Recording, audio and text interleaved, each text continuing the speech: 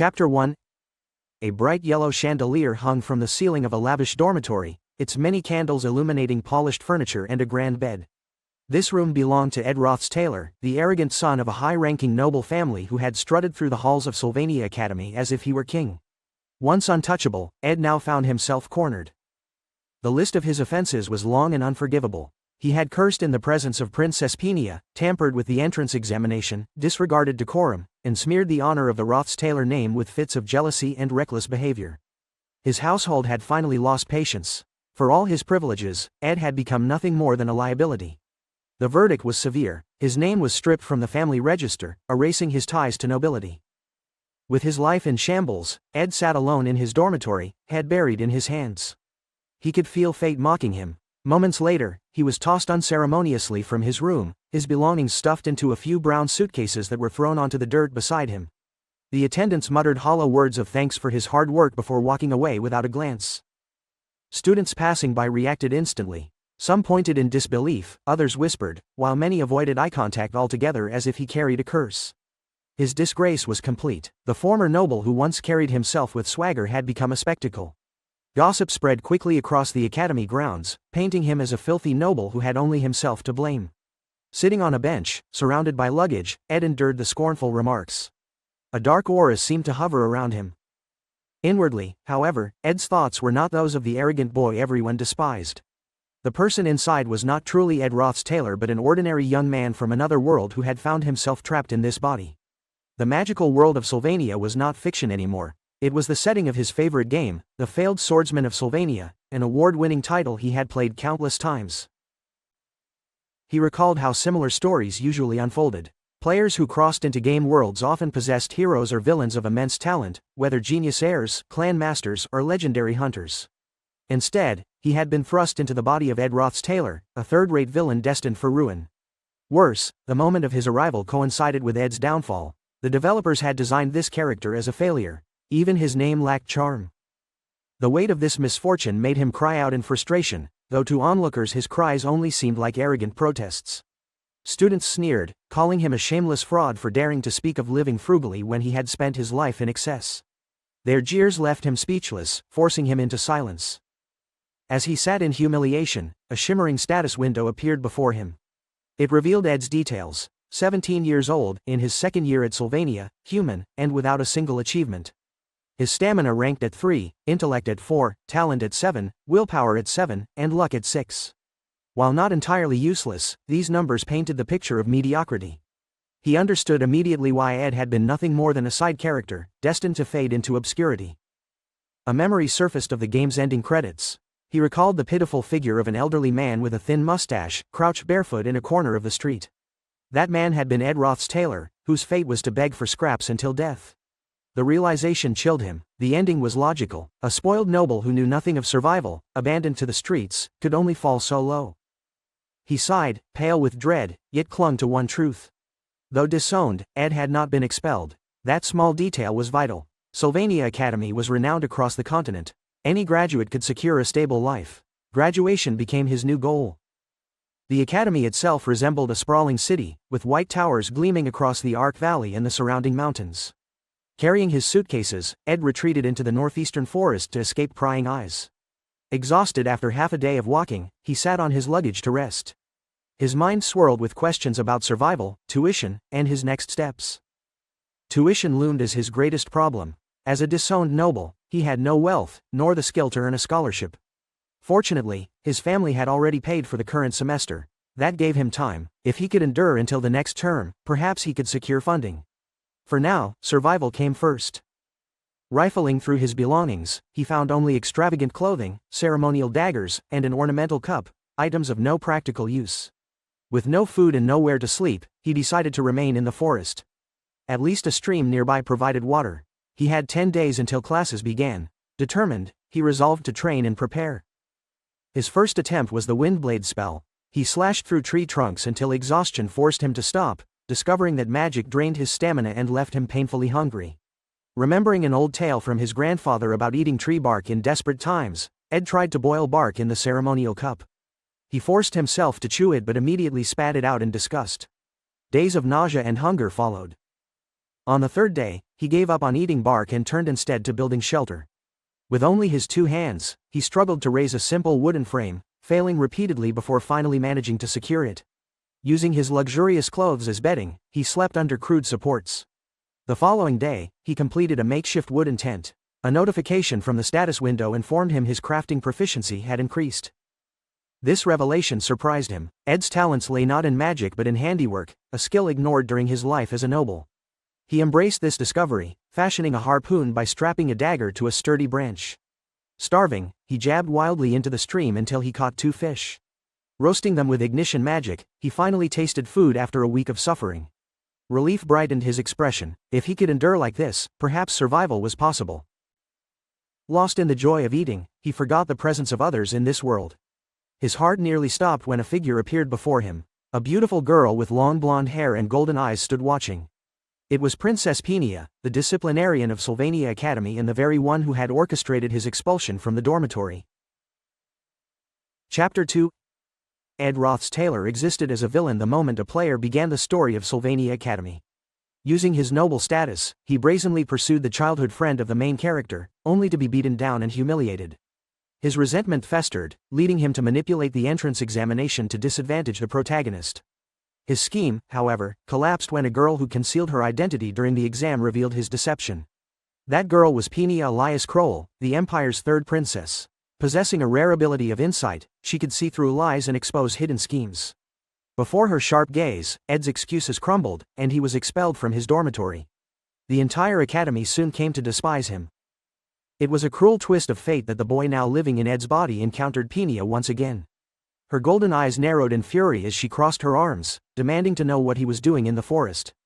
She had assumed that he would be expelled entirely, and her irritation grew when she realized he remained a student. Ed calmly explained that his status as a student still stood despite losing his dormitory, though Peenia scoffed at the notion. She declared her intent to request his complete removal from the academy, citing his dishonorable acts and his attempt to obstruct another student's future. Her words left Ed in danger, for Peenia truly held the influence to see him expelled. While his food smoldered on the fire, his mind raced. If this escalated, he would lose everything before he even had a chance to begin. He straightened, his expression darkening, and asked why a princess had come into the forest alone without guards. He pointed out the recklessness of her actions, attempting to turn the situation against her. Yet Peenia did not flinch. She raised her hands, prepared to face him in battle, showing no fear even without escorts. To her surprise, Ed dropped to his knees, smiling brightly as he declared his gratitude. Confusion flickered across her face, and she activated her innate ability.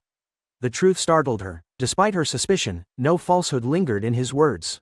Ed noted her surprise but quickly pressed forward. The Roth's Taylor family, infamous for cruelty and experiments on humans in pursuit of eternal life, was doomed to destruction in the future.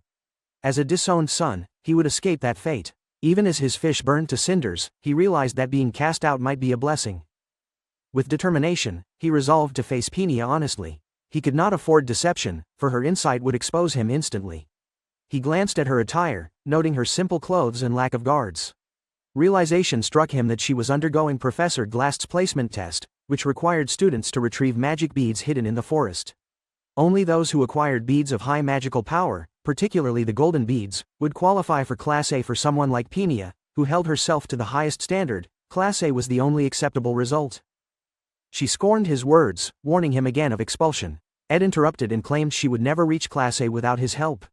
To reinforce his point, he told her to verify his statement. At the lake in the southeast, on a grassy island beneath Marilda's guardian tree, she would find a gift he had prepared. Skeptical, Peenia followed his directions. To her astonishment, the golden bead rested exactly where he said it would. She stared in disbelief, unable to reconcile the deceitful Ed she knew with the one who had guided her truthfully. The placement test concluded, and students presented their findings. Many returned with worthless beads or random trinkets like fruits and eggs. Professor Glast dismissed them to Class F. Only those with golden beads were admitted to Class A3 succeeded. Ziggs, a brash boy with green eyes, held one. Laurel, a red-haired beauty with a sly smile, possessed another. The last golden bead, discovered beneath Marilda's guardian tree, belonged to Princess Peenia. Though she should have claimed the honor, the top position of Class A ultimately went to Lucy Merrill, a silver-haired girl who appeared perpetually asleep. With this, the flow of events returned to the proper course. Peenia, however, clenched her fists in frustration. Her ability had revealed the truth of Ed's words, and she could not deny his guidance. Yet the knowledge tormented her. She had hidden her identity precisely to avoid favoritism and wished to earn her achievements through effort alone. Accepting the golden bead contradicted her principles. Though she longed for success, she rejected the reward, refusing to claim a path not won by her own hands. Ed observed her turmoil. He had only offered bait, knowing her pride would not allow her to rely on him fully. Her refusal validated his understanding of her character. Still, the situation created an unintended consequence.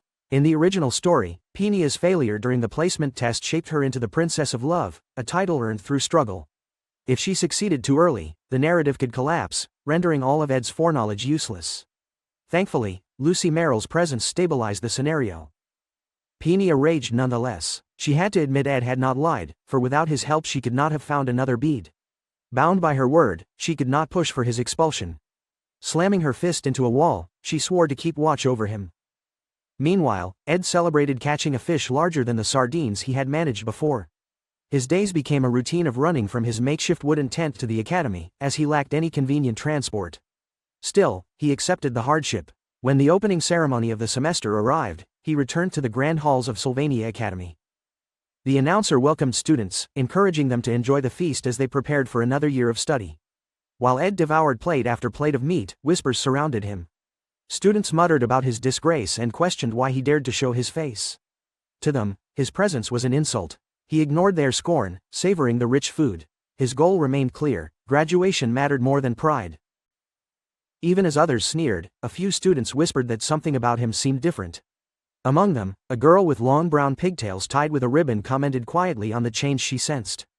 Around her, others chattered excitedly about desserts crafted by the head chef of Ophelis Hall. They hurried toward the serving table, leaving Ed to enjoy his meal in peace. He wished only for uneventful days to pass until graduation. Yet, within the walls of Sylvania Academy, quiet days rarely lasted. Chapter 3. A bright blue sky stretched over Sylvania Academy as the new semester began. The Grand Hall welcomed students with a speech, declaring hopes for their growth and the expectation that the academy would shape them into respectable members of society. Excitement filled the air, but not everyone's day began on a high note. Ed Roths-Taylor found himself in the dean's office on the very first day of the semester. His attendance had nearly ended before it began, for he faced the risk of expulsion. He had not expected Penia Elias Kroll to report their forest encounter to the dean, yet she had spoken with him privately. To Ed's surprise, the dean, an older man with a seemingly cheerful personality, discussed the matter with a smile. From this, Ed deduced that Penia had not said anything overly damaging. Relieved to have narrowly avoided expulsion, he resolved to tread carefully in the days ahead. Determination set in as he reminded himself that his survival depended on keeping the story of the academy aligned with its original course. His goal was a peaceful and uneventful life. Over time, his survival instincts had sharpened, granting him the skills of a novice fighter. His specialty was the bow, though his proficiency remained at a beginner's level. He had also trained in basic magic, combining both talents to secure his livelihood. With a bow in hand, he hunted small game to sustain himself, carefully crafting arrows of higher quality as his skills improved. He hoped to one day inscribe spirit formulas onto his arrows, but such abilities remained far beyond his reach. For now, his efforts remained modest. Rabbits provided food, and practice honed his aim. While hunting, Ed paused when his eyes fell on a girl sitting beneath a tree, her long brown pigtails swaying gently in the breeze. Surrounded by a stack of books, she appeared immersed in her reading. The girl was Yennecar Polariver, a second-year student like Ed, yet unlike him, she stood at the pinnacle of her class as a genius spirit sorcerer. Her ruby eyes sparkled when she noticed him, her beauty striking against the calm backdrop of the forest. Yennecar greeted him with cheerful energy, remarking that Marilda, the guardian spirit of the forest, had spoken of him. To Ed's shock, she seemed genuinely delighted to meet him. She stepped closer with bright enthusiasm, explaining that Marilda often gossiped about the forest and its visitors. According to her, the spirit had taken a particular interest in Ed. He found it depressing to realize that even the master of the forest considered him an unwanted guest. After all, his presence had already left a mark through hunting and cutting wood. Sensing his discomfort, Yennecar reassured him that such actions were part of the natural order. She told him Marilda did not mind, urging him not to dwell on it. Her kindness touched him, though her growing fascination unsettled him. Despite his disheveled appearance, she seemed to notice an appeal in him that had not existed before. She then revealed a sparkling creature in her hands, a spirit she had contracted with the previous day. She invited him to interact with it, but Ed hesitated. He admitted that he lacked the ability to see spirits at all, a confession that stunned Yennecar. He turned away, explaining that he had only been out to gather food.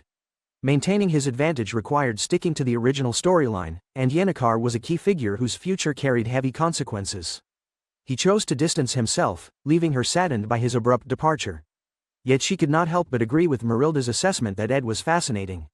As she stroked the fur of the massive wolf-like form of Merilda, she wondered about his true nature. Embarrassed by his coldness, she buried her face in the spirit's fur, vowing that this would not be the last encounter. They were in the same grade, and she would have more chances to learn about him. Ed's daily life continued with exhausting routines. His shelter in the forest stood far from the academy, forcing him to rise at dawn and sprint to classes to arrive on time. Though draining, this commute at least improved his stamina. To maintain his scholarship, he studied diligently. Lacking money, he wrote on stone slabs with charred sticks and borrowed books from the library. His lifestyle resembled something from a bygone age, yet he persevered. After classes, he washed his clothes in the stream and checked supplies of firewood, water, and food. Sleep came sparingly, often no more than 4 hours each night. Through these hardships, he noticed Yennecar's persistent presence. She followed him from a distance, watching him with curiosity. Finally, he confronted her, frustrated at her poor attempts to remain hidden. He demanded to know why she lingered near him despite his reputation as the academy's worst delinquent. Yennecar simply replied that she preferred forming her own judgment rather than relying on the opinions of others. Her radiant smile left him unsettled. He knew her outward naivety masked an independent and strong-willed character. Still, her future was dark, and he could not allow himself to grow close. Yennecar Palariver, in time, would become the final obstacle of the Academy's first act, a powerful enemy rather than an ally. Despite her kindness, Ed had to push her away for his own survival. He reminded himself of his role as a villain, even if he disliked it. In an attempt to sever ties, he asked her for a favor, presenting himself as desperate. He revealed that he was disowned and in need of help, specifically requesting money. His words froze Yennecar in shock. He knew of her background, the daughter of a struggling ranch family who relied on scholarships to continue her studies. Though top of her class, she was as financially strained as he was. As expected, Yennecar faltered, apologizing tearfully for being unable to help. Ed, though guilty, felt relief that this might drive her away. Days passed in quiet, confirming his success in creating distance. He returned to his shelter, prepared to resume his quiet life. Yet shock awaited him when he opened the door to his tent. Inside, sleeping soundly, was Lucy Merrill, the Academy's silver-haired prodigy. Known as a failed swordsman yet revered as the greatest genius, she carried a presence that outshone all others. Ed froze in disbelief as she yawned and complained about the noise preventing her from sleeping. Confused, he wondered what noise she meant, only for Lucy to clarify that she was referring not to him, but to the massive wolf-like creature behind him. A radiant light filled the space as Merilda appeared, towering and powerful. The guardian spirit spoke, requesting that Ed save Yennecar when the time came. Faced with such a command, Ed felt the weight of destiny press against him, complicating the quiet life he so desperately sought. Chapter 4. Her stay lasted only 2 days. Afterward, Ed returned to his daily routine, carrying an axe on his shoulder and rope in his hands. He reassured himself that her brief presence would not cause any major alteration to the story's direction. Yet in hindsight, he realized how complacent that thought had been. The truth revealed itself sooner than expected. Sylvania Academy had commenced its joint combat training. Within a vast auditorium, crowds of students filled the seats, cheering loudly as the event began. At its center lay a battle ring where one-on-one mock duels were held. These matches allowed students to test their combat abilities without fear of lethal harm, and to minimize danger, the Academy had provided most of them with imitation weapons. The matches proceeded in sequence, and Ed already anticipated the outcomes of many. Among the participants were figures he recognized as significant: Princess Penia, who radiated benevolence with her commanding ability; Lortel, the proud merchant's daughter with her distinctive red hair and sly confidence; Ziggs, a prodigy who had secured his position in the top class through the bead hunt test; Yennecar, the warm yet impoverished spirit sorcerer; Lucy, whose slothful habits often left her detached from structure; and Clevius, the dark and brooding boy who carried himself with unsettling energy. Each name marked someone destined for importance, yet the most critical of all was Taily, the failing swordsman. Despite his lackluster record, Taily carried the spark of a hero, a young man with determined eyes and a shining sword destined to burn with fiery strength. Watching him in the ring, Ed could not help but feel the same thrill as a devoted fan at a concert. He silently wished that Taylor would be called to fight next. Although other duels unfolded, Ed paid them little attention, for he already knew their results. Most victors were first-year students, the very individuals fated to eventually form Taylor's core group. The only anomaly was Yennecar, a second year who secured her win with cheerful confidence. True to form, she soon appeared at Ed's side, greeting him with her usual brightness. Ed could only sigh inwardly, displeased that she still persisted in befriending him. Yennecar's demeanor contrasted sharply with Lucy's. Where Lucy resembled a stray cat who followed her whims, Yennecar behaved like an eager puppy, excited each time she approached him. She brought him the match list, insisting that he look. Ed attempted to ignore it, yet her persistence forced him to realize his mistake. He had overlooked the fact that his presence at the academy meant he, too, would be called to fight. The original story had expelled Ed Roth's Taylor before this event. However, because he remained enrolled, he now faced the consequences of being placed on the roster. Panic crept in as he scanned the list. Yet his attention quickly drifted, for in the ring Taylor raised his fist with pride and declared his resolve to give his best performance. At once, Ed's excitement resurfaced, overshadowing his own predicament. His admiration for Taylor ran deep.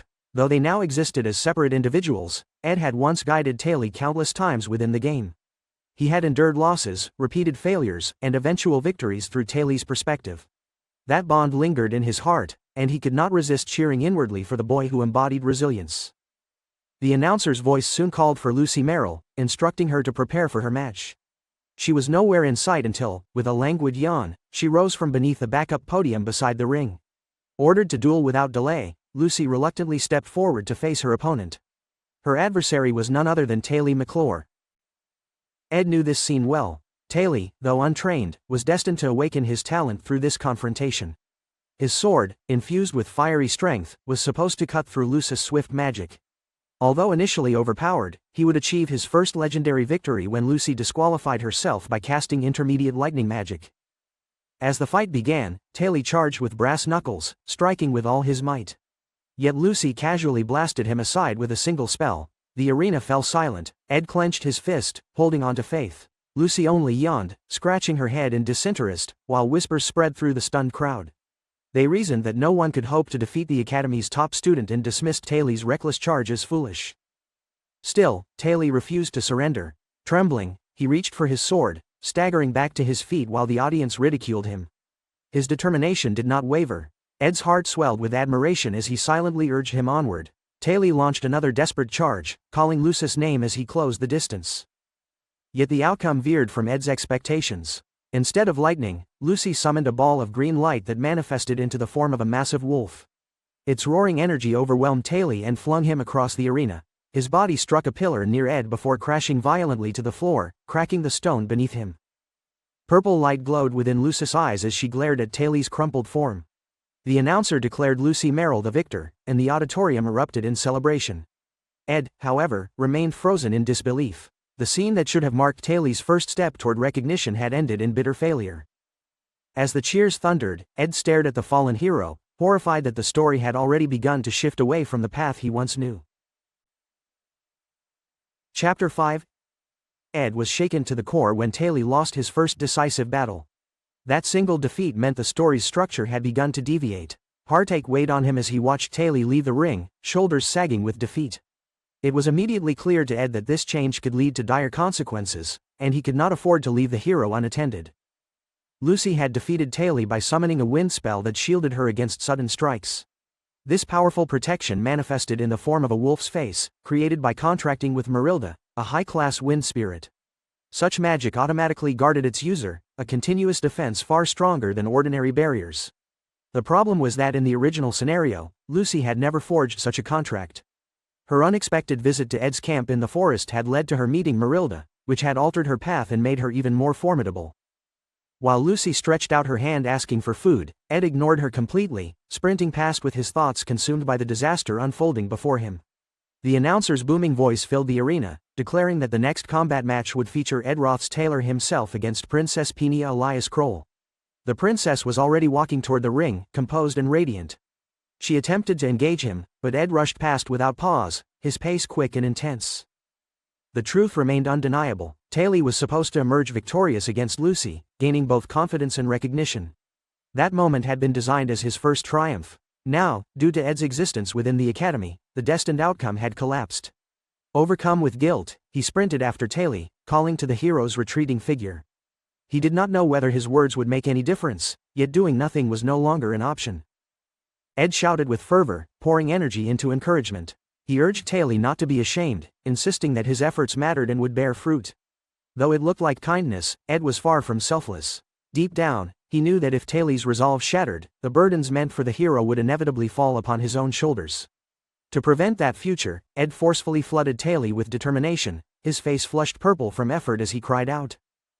He reminded himself that Sylvania Academy would bring countless hardships. Those trials were meant for Taylor, not for him. Meanwhile, Princess Penia's past lingered in the background. As a child, her innate ability of insight had first been recognized by Emperor Kroll, who had told her she bore a divine blessing. In reality, she had developed the ability herself through a life entrenched in palace intrigue and endless schemes. It became her shield against the poisonous abyss of royal politics, granting her a constant sense of others' true intentions. Even when she recognized the malice hidden in her family's eyes, she lived as if unaware, carrying herself with graceful composure. Back in the present, she faced Ed in the ring. Before they began, both requested that the other go easy. The spectators whispered as they recalled Ed's earlier scene with Taylor, interpreting his shouting as another cruel mockery. Many believed he sought to humiliate Taylor under the guise of encouragement. Their laughter and jeers branded Ed once again as the villain they remembered. Penia herself reflected on Ed's past. He had always been a noble-born tormentor who abused his position, and his disgraceful manipulation of test results remained fresh in everyone's minds. That was the Ed she had known. Yet something about him now seemed different. She recalled the memory of him kneeling before her during the bead hunt, offering her a chance at victory. In his desperate expression earlier, she had glimpsed something genuine. The announcer signaled the start of their duel, and the crowd cheered. Penia confessed aloud that Ed confused her, resolving to use this match to reach a conclusion. She began by launching a single sphere of water, a simple attack to test him. Knowing he wielded fire and wind, she watched carefully to see how he would react. To her utter shock, the water struck Ed directly. He collapsed dramatically to the ground, accepting defeat without resistance. Outraged, Penia could not believe what had occurred. She had thrown a single attack, and he had allowed it to end the battle.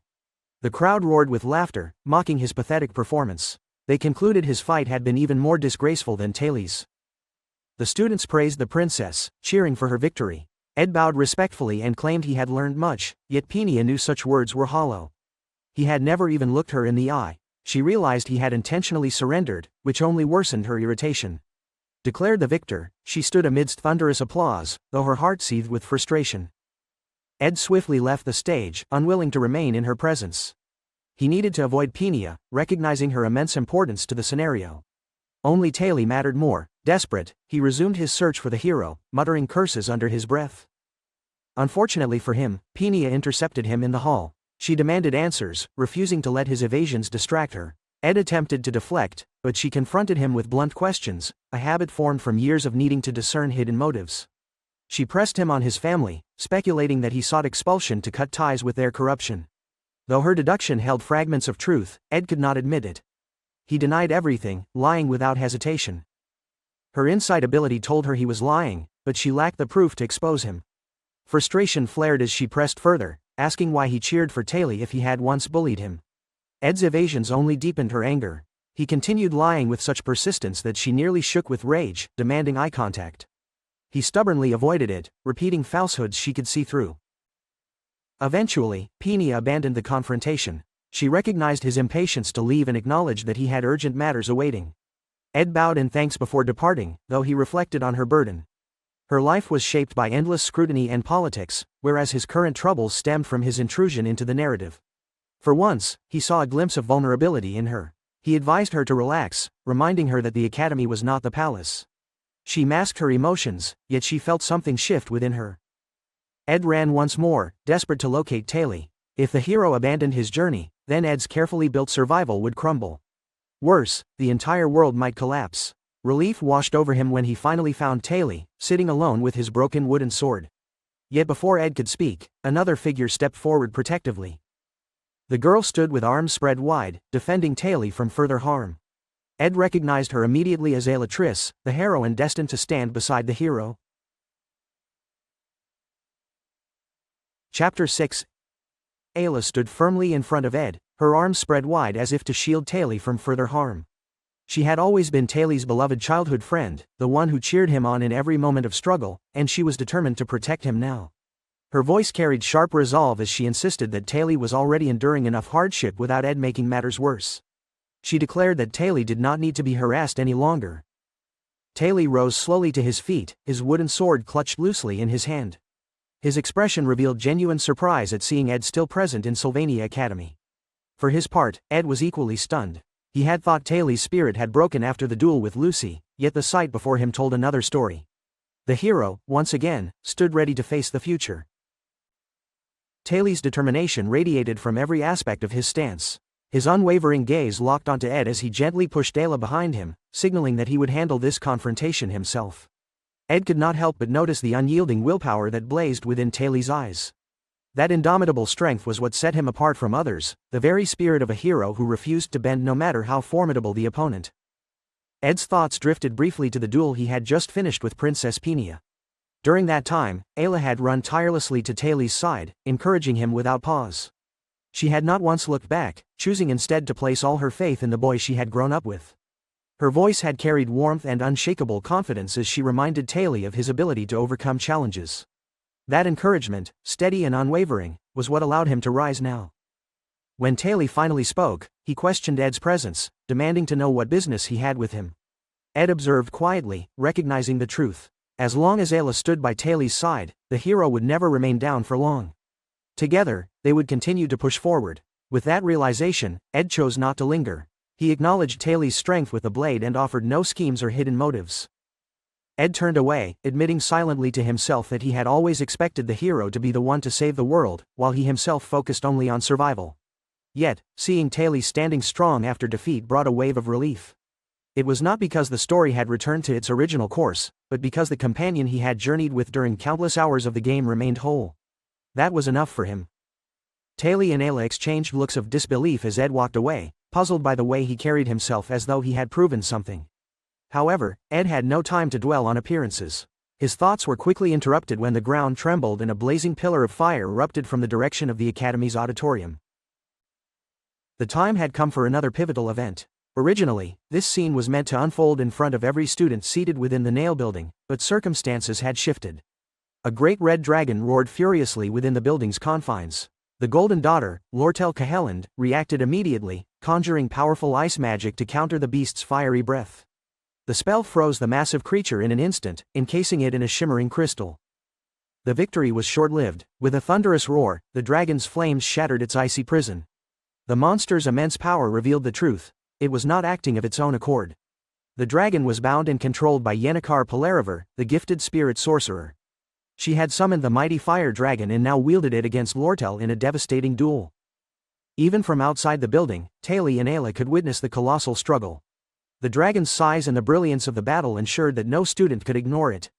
Ed, observing from a distance, recognized the importance of this moment.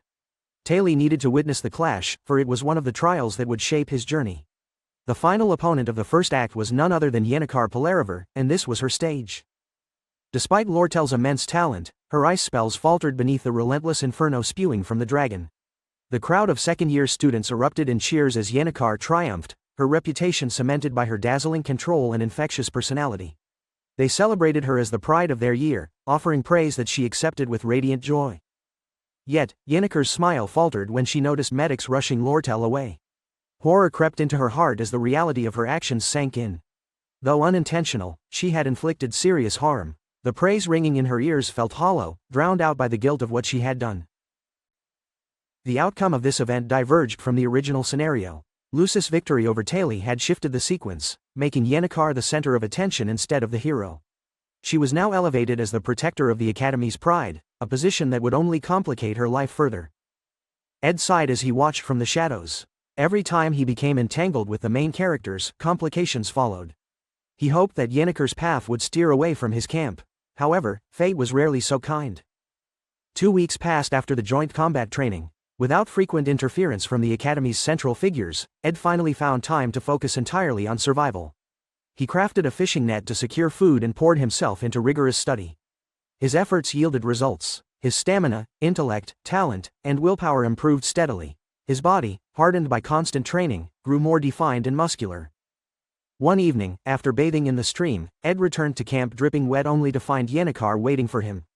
Embarrassed at his state of undress, she blushed furiously, while Ed's frustration boiled over. He demanded to know why she had suddenly appeared at his secluded base. She answered with cheerful honesty, claiming that his camp felt like a secret hideout. To her, the sense of adventure was exciting, but more importantly, she wanted to seek his advice. Her confession surprised him. With countless friends surrounding her, she chose instead to approach him. She explained her lingering guilt over injuring Lortel during training. Though she had tried to suppress the feeling, it continued to weigh on her, leaving her unsure whether to apologize. Her peers advised against it, but she still questioned if it was right to leave the matter unresolved. Ed offered no sugar-coated words. He told her simply to follow her own heart. Yennecar listened intently. She had always been adored as a treasure, a beloved presence whose cheerfulness charmed everyone. Yet kindness alone could not erase mistakes. She appreciated that Ed did not side with her blindly. His straightforwardness reassured her, and she admitted that he had changed greatly from the person she once knew. Though bubbly, Yennecar was observant. She remembered moments when Ed had asked for money in the past, yet carried himself with quiet dignity. She had seen the way he distanced himself, indirectly telling others not to get close. Strangely, those qualities had stayed with her, becoming a source of comfort. The following day dawned bright and calm, yet Ed's mind was far from ease. Memories of the game resurfaced, reminding him of the countless bad endings players could stumble into. Each choice carried consequences, and Tally's survival often balanced on a knife's edge. Ed resolved once more to distance himself from danger, only to find his path blocked yet again. A girl with an angelic smile stepped forward, introducing herself with disarming sweetness. She was Lortel Cahelland, daughter of the powerful merchant Elt Cahelland. To Ed, however, she was infamous for another title, the newbie Shredder. She politely requested to buy 2 hours of his time, her eyes gleaming with hidden schemes. Chapter 7. Lortel had always been considered the hidden hero, though unlike Princess Peenia, she was treated as a villain from the beginning. Her true nature only became apparent in the latter stages of the story, when players finally began to understand the loneliness and anguish that had shaped her. By then, they found themselves forced to choose between her and Peenia. Ed walked briskly, reminding himself that he must not allow himself to be swayed by her words. Lortel followed him with persistence, asking that he at least listen to her. She insisted that she only wished to offer him some help. Ed, however, refused to believe her and noted inwardly that she often said things she did not mean, hiding behind a charming exterior. Lortel pressed further, claiming that she held great respect for him as her senior and that simply seeing him gave her inspiration. Her words were bold, yet Ed recognized them as the kind of lies that had always placed her at odds with Peenia. She tried to emphasize her admiration, saying that she valued his determination to continue studying under difficult circumstances. She acknowledged the rumors that surrounded him but dismissed them as unimportant. Through it all, Ed remained unmoved. Her persistence did not end there. Lortel produced 3 gold coins, offering them as a down payment. For someone like Ed, who struggled daily with poverty, such an amount represented nearly a month's worth of earnings. She asked him to assist her in becoming closer to Yennecar, aware of his growing familiarity with the spirit sorcerer. Although Ed was briefly impressed by the gesture, he refused to allow money to sway his decision. Determined, Lortel slipped the coins into his pocket, urging him to hold on to them for the time being. She clearly understood that gathering allies early would give her strength when the inevitable political conflict with Princess Peenia came. Ed acknowledged her foresight with a faint smile, but he remained wary. He knew the danger of wealth, how even a moment of poverty could crush those accustomed to riches, luring them into ruin for the sake of a single coin. The wealthy often preyed upon the desperate, buying away their pride, their families, and even their souls with ease. Ed knew this truth well, which was why he refused to accept her offer. When they shook hands, he skillfully slipped the money back into her palm, leaving her staring in confusion. He walked away, frustrated but resolute, knowing that while the money would have eased his struggles, he could not afford to alter the story's path. That same night, Lortel did not feel humiliated by his rejection. Instead, she made her way to visit Yennecar. For someone who viewed every opportunity in terms of profit and self-interest, no potential gain was to be overlooked. Lortel's sharp mind pushed her to turn Yennecar into an ally. She apologized for her behavior during the combat training, claiming that she had only wished to witness the full strength of the spirit sorcerer. She considered Yennecar to be like the heroines of fairy tales, someone who could be manipulated with guilt. Yet Yennecar surprised her by explaining that the spirits often whispered gossip to her, allowing her to hear conversations around the northern forest. The implication was clear: Yennecar had overheard her earlier exchange with Ed. Lortel faltered slightly, but Yennecar leaned closer with a cheerful smile, remarking that sincerity could never be purchased with money. She laughed at her own behavior, embarrassed that she might have acted smug in her role as a senior.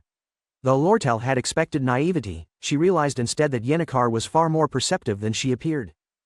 Before leaving, Yennecar mentioned how much effort was required to form contracts with high-ranking spirits and how she needed to work harder given the recent support she had been receiving. She even apologized for injuring Lortel during the training. Despite her awareness of the world's harsher realities, Yennecar remained cheerful and kind. Lortel watched her go, thinking that the girl was far more complicated than expected, and noticed an unusual tension behind her bright demeanor. Back at his camp, Ed focused on his daily survival. As he hung his laundry, a sudden gust of wind sent everything tumbling down. A voice soon called out, and he turned to see Belle Maya, the senior maid of Ophelis Hall, who had once expelled him from the dormitory without hesitation. She regarded his makeshift camp with slight disgust but showed little surprise, explaining that Yennecar often mentioned him. Maya commented that he looked more responsible than before, which was a change she welcomed. Ed knew the elite maids of Ophelis Hall excelled in all domestic skills, including preparing food. The basket she carried almost certainly contained high-quality meals. As he considered her presence, he tried to recall whether she had any direct impact on the main plot. While he reflected, Maya told him he need not act so respectfully, suggesting he could treat her as casually as he once did in the dormitory. To her surprise, Ed refused. She had never known him to turn down the chance to mock others, and his change caught her off guard. He smiled as he realized that her involvement had little bearing on the larger events, which meant he could safely treat her as a potential friend. He asked about the basket she carried, and together they discussed the ingredients she had gathered, including edible berries, mushrooms, and herbs. Inspired, Ed crafted his own basket and found his skills improving. He also built a fishing net, secured fresh catches, and dried game meat in the sun. His camp grew steadily self-sufficient, and his use of basic fire and wind spells became so frequent in tasks like cooking and chopping wood that his proficiency unknowingly reached level 10. His survival improved greatly, and for the first time, he finished his work before sunset, leaving him free to enjoy the view. He found himself genuinely enjoying the quiet life of his camp, feeling a rare sense of contentment. That peace was suddenly broken when he noticed a strange spark in the sky. At first, he mistook it for a distant star, but it was far too bright for that time of day. The light grew until something crashed violently into his camp, sending dust and debris into the air and destroying everything he had built. As the dust settled, a figure coughed from within the wreckage. It cleared to reveal Lucy, dressed simply in what looked like a nightgown. She remarked on the near disaster, while Ed stood frozen, unable to comprehend how Lucy of all people had landed in the center of his camp. Chapter 8. Lucy coughed as she pulled herself out of the crater, her nightgown stained with dust. She muttered about the fall nearly killing her, though Ed's frustration was far greater. His camp, which had taken days to build, was shattered, and she had nearly crushed him in the process. His anger gave way to concern for a moment as he wondered what kind of danger could have driven the strongest mage in the academy into such a reckless flight. Lucy explained that her attacker had been Maya. Ed stared at her in disbelief, unable to reconcile the image of the calm senior maid with the idea of her launching an attack on the most powerful mage alive.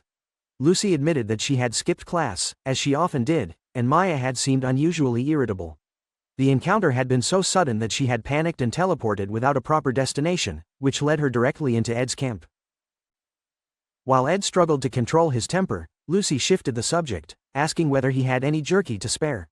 Ed, already at the end of his patience, struck her lightly on the head, shouting in irritation. To his surprise, she cried out and rubbed her head in pain. He realized at once that she was not using any defensive spells. Lucy sulked as she revealed that she had exhausted all her magic and could no longer even sustain basic protections. Seizing the chance, Ed resolved to punish her for destroying his camp, determined to make her work for every repair. With his shelter in ruins, Ed decided it was time to construct a sturdier house. He visited the academy's library, checking out books on carpentry and construction. He studied carefully, learning about the best woods to use, how to smooth surfaces, and the techniques required for building a roof. His focus was absolute, every detail committed to memory. As closing time approached, a pink-haired girl with long wavy pigtails approached him. She informed him politely that the library was about to close. She commented that it was motivating to see someone studying with such dedication, saying his diligence gave her strength to continue her own efforts. Her name was Elka Islin, a first-year apprentice librarian. Ed introduced himself as Ed Roth's tailor, Elka froze at the name, shocked to be standing before someone so infamous. Ed expected the reaction, knowing his reputation as a bully and failure had spread widely. Yet Elka surprised him by saying he seemed completely different from the rumors.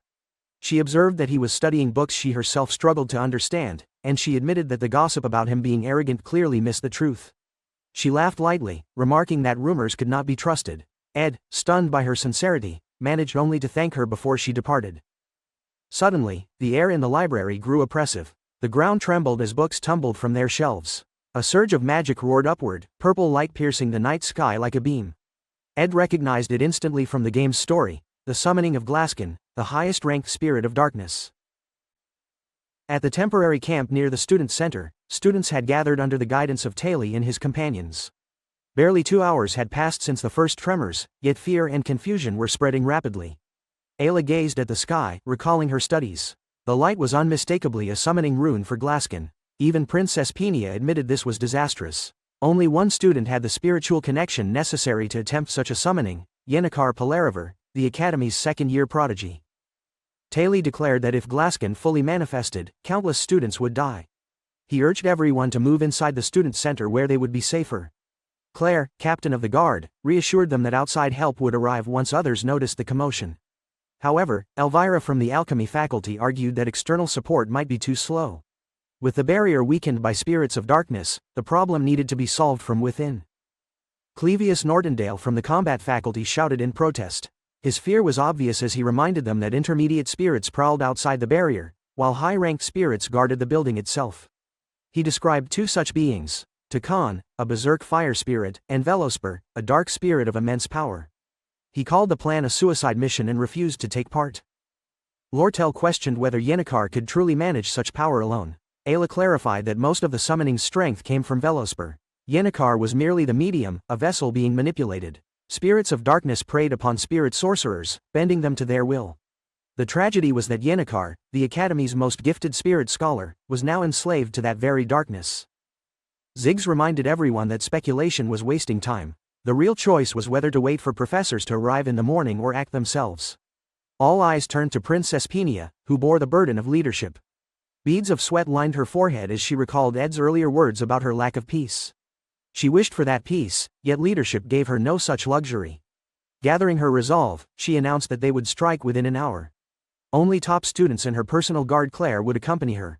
She would not endanger the entire student body, but she would bear responsibility for those who joined.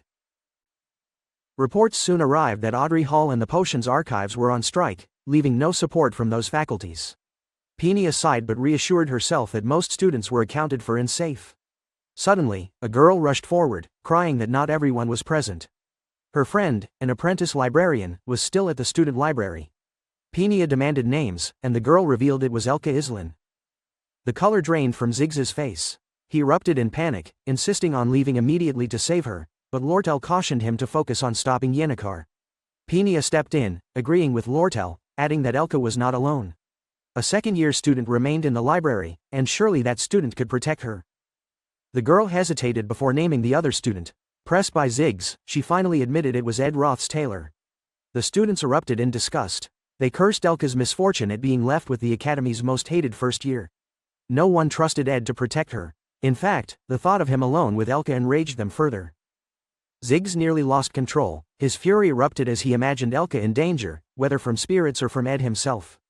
Peenia tried to calm him, begging him to have faith in Ed. The suggestion horrified the students. None believed Ed could be relied upon, not even Lortel. Ziggs' rage grew unbearable, his face dark with determination. Unable to wait, he blasted through the barrier, cutting down spirits in his path without hesitation. His only thought was to reach Elka. He swore silently that if Ed had laid a hand on her, he would make him pay dearly. Chapter 9. The saying that a dragon rises from a stream was insufficient to describe the existence of Ziggs, the spear of nature. Ziggs descended from the nomadic tribes of the northern grasslands. By the time he reached his youth, he had already been separated from his clan, his herd, and his family. He could not recall when he had been abandoned, nor could he understand why. He did not know if he would ever return to his people. Ziggs learned to sever a deer's neck before he could even read. Before he learned how to purchase food, he mastered the art of scavenging supplies from corpses left on the roadside. His life resembled that of a beast more than a boy. When he dragged his kills into the town, blood stained the cobblestones of the market while people watched in a mix of horror and awe. They whispered about him, calling him a barbarian from the grasslands. Some claimed that he consumed human flesh. Despite the rumors, Elka approached him. She asked for his name and treated him as though he were human. Ziggs told her his name, and she smiled warmly, saying he was like a wolf walking upright. That smile pierced through his loneliness. He remembered sleeping under the moon, scavenging abandoned carcasses, and living as a wolf pup abandoned by his pack. Tears filled his eyes as he realized the truth of his solitude. The day he met Elka was the day he found his first companion. To his shock, Elka and her father welcomed him into their family. Ziggs began pursuing the fast-paced life of civilization. He ate meals at a table, learned magic with Elka, and received a new haircut that shed the image of the beast he once was. His savage past grew distant, replaced by companionship, yet every moment was dedicated to one purpose: protecting Elka, the light in his darkness. For her sake, he would embrace the beast again, willing to cut down anything in his path. Rumors about Ed Roth's tailor reached Ziggs. He heard that Ed cheated on examinations, insulted Princess Peenia, and harassed juniors. In Ziggs's mind, Ed was contemptible. When he learned that Elka was in the library with Ed, he did not hesitate. He rushed across the grounds without rest, driven by the thought that Elka was in danger. It did not take long for him to find Ed. He seized him by the collar, demanding to know where Elka was. Ed remained calm and informed him that she was in the third-floor reading room. Ziggs discarded him at once and sprinted upstairs. His heart trembled as he burst into the room, calling out for Elka. He found her asleep, wrapped in Ed's jacket. Relief shook his entire body as he saw her safe. Around her, bookshelves had been moved to form a barrier, and blackout curtains shielded her from hostile spirits. On a blackboard nearby, a message reassured her to remain calm and stay sheltered until dawn. It instructed her to avoid provoking spirits and to think of her safety above all. Ziggs examined the jacket covering her and noticed blood that did not belong to her. He realized that Ed had created this shelter, injured himself in the process, and left instructions for her peace of mind. Nearby, Ed rested against a statue of a woman, illuminated faintly like a figure of sacrifice. 3 hours earlier, when the library shook from the summoning, Ed had carried Elka over his shoulder while preventing a falling shelf from crushing them. His strength training allowed him to endure. Recognizing the summoning rune, he knew the Glaskin showdown had begun. Rather than rushing into the center of conflict, Ed calmly closed the curtains, muttering to himself that Taily would handle it. He fortified the entrance against low-ranked berserk spirits, then created a secure refuge for Elka. Once she was safe, he intended to eat jerky and research through the night. However, Ed saw opportunity in the chaos. Yenneker's unparalleled command over spirits had always placed her far beyond reach. Yet her materialized spirits could now be fought directly, granting him a chance to raise his own abilities. He stepped beyond the barrier and fought relentlessly, raising his ignition powers to level 12, spirit connection to level 7, and spirit understanding to level 7. Had he reached a combined 15, he might have secured a contract, but exhaustion forced him to stop. As he rested, Ziggs found him. Suspicious of his condition, Ziggs asked what he had been doing. Ed admitted he had been training. Ziggs did not believe him, yet he recognized his deeds. With sincerity, he bowed and acknowledged that he owed Ed a great debt. He even called him Senior Ed, promising to repay the favor. Ed realized that Elka was Ziggs's beloved. Though she played a minor role in the broader setting, Ziggs was vital as Taily's future ally. Observing the situation, Ed instructed Ziggs to return to the student center and support Taily. Ziggs was surprised by Ed's confidence in Taily, since he barely knew him. Ed explained that it was less admiration and more necessity. The fire spirit Takan's shell could only be destroyed by Taily's element slash. Without that technique, no one in the raid could prevail. Ziggs bowed once again, grateful for the guidance. Ed urged him to move quickly, declaring he had no time for distractions. He believed the story had already deviated too far, yet he hoped it would still unfold close to the original. Ziggs returned to the student center, apologizing for his delay. Princess Peenia told him to forget it, explaining that their first raid attempt had already failed. Bloodied and bruised, the team had been forced to retreat. Claire, the captain of the guard, admitted he could not join until his legs recovered. Peenia insisted he rest, though he argued in vain. Clevius, the top first-year combat student, was also injured. Faced with weakened numbers, Peenia resolved to attack again with what remained. At that moment, Ed appeared, his presence shocking everyone. He warned that the summoning ritual was progressing rapidly and would soon be complete. Though he disliked interfering with the plot, he accepted he had no choice. A second failed raid would mean certain death, and his dream of a peaceful ending would be gone forever. Ed declared that the team must divide into two groups, with him leading one side.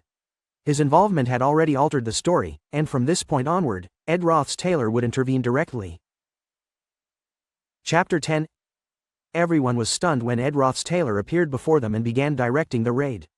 Clevius immediately erupted in anger, claiming that Ed was treating the entire crisis as nothing more than a joke.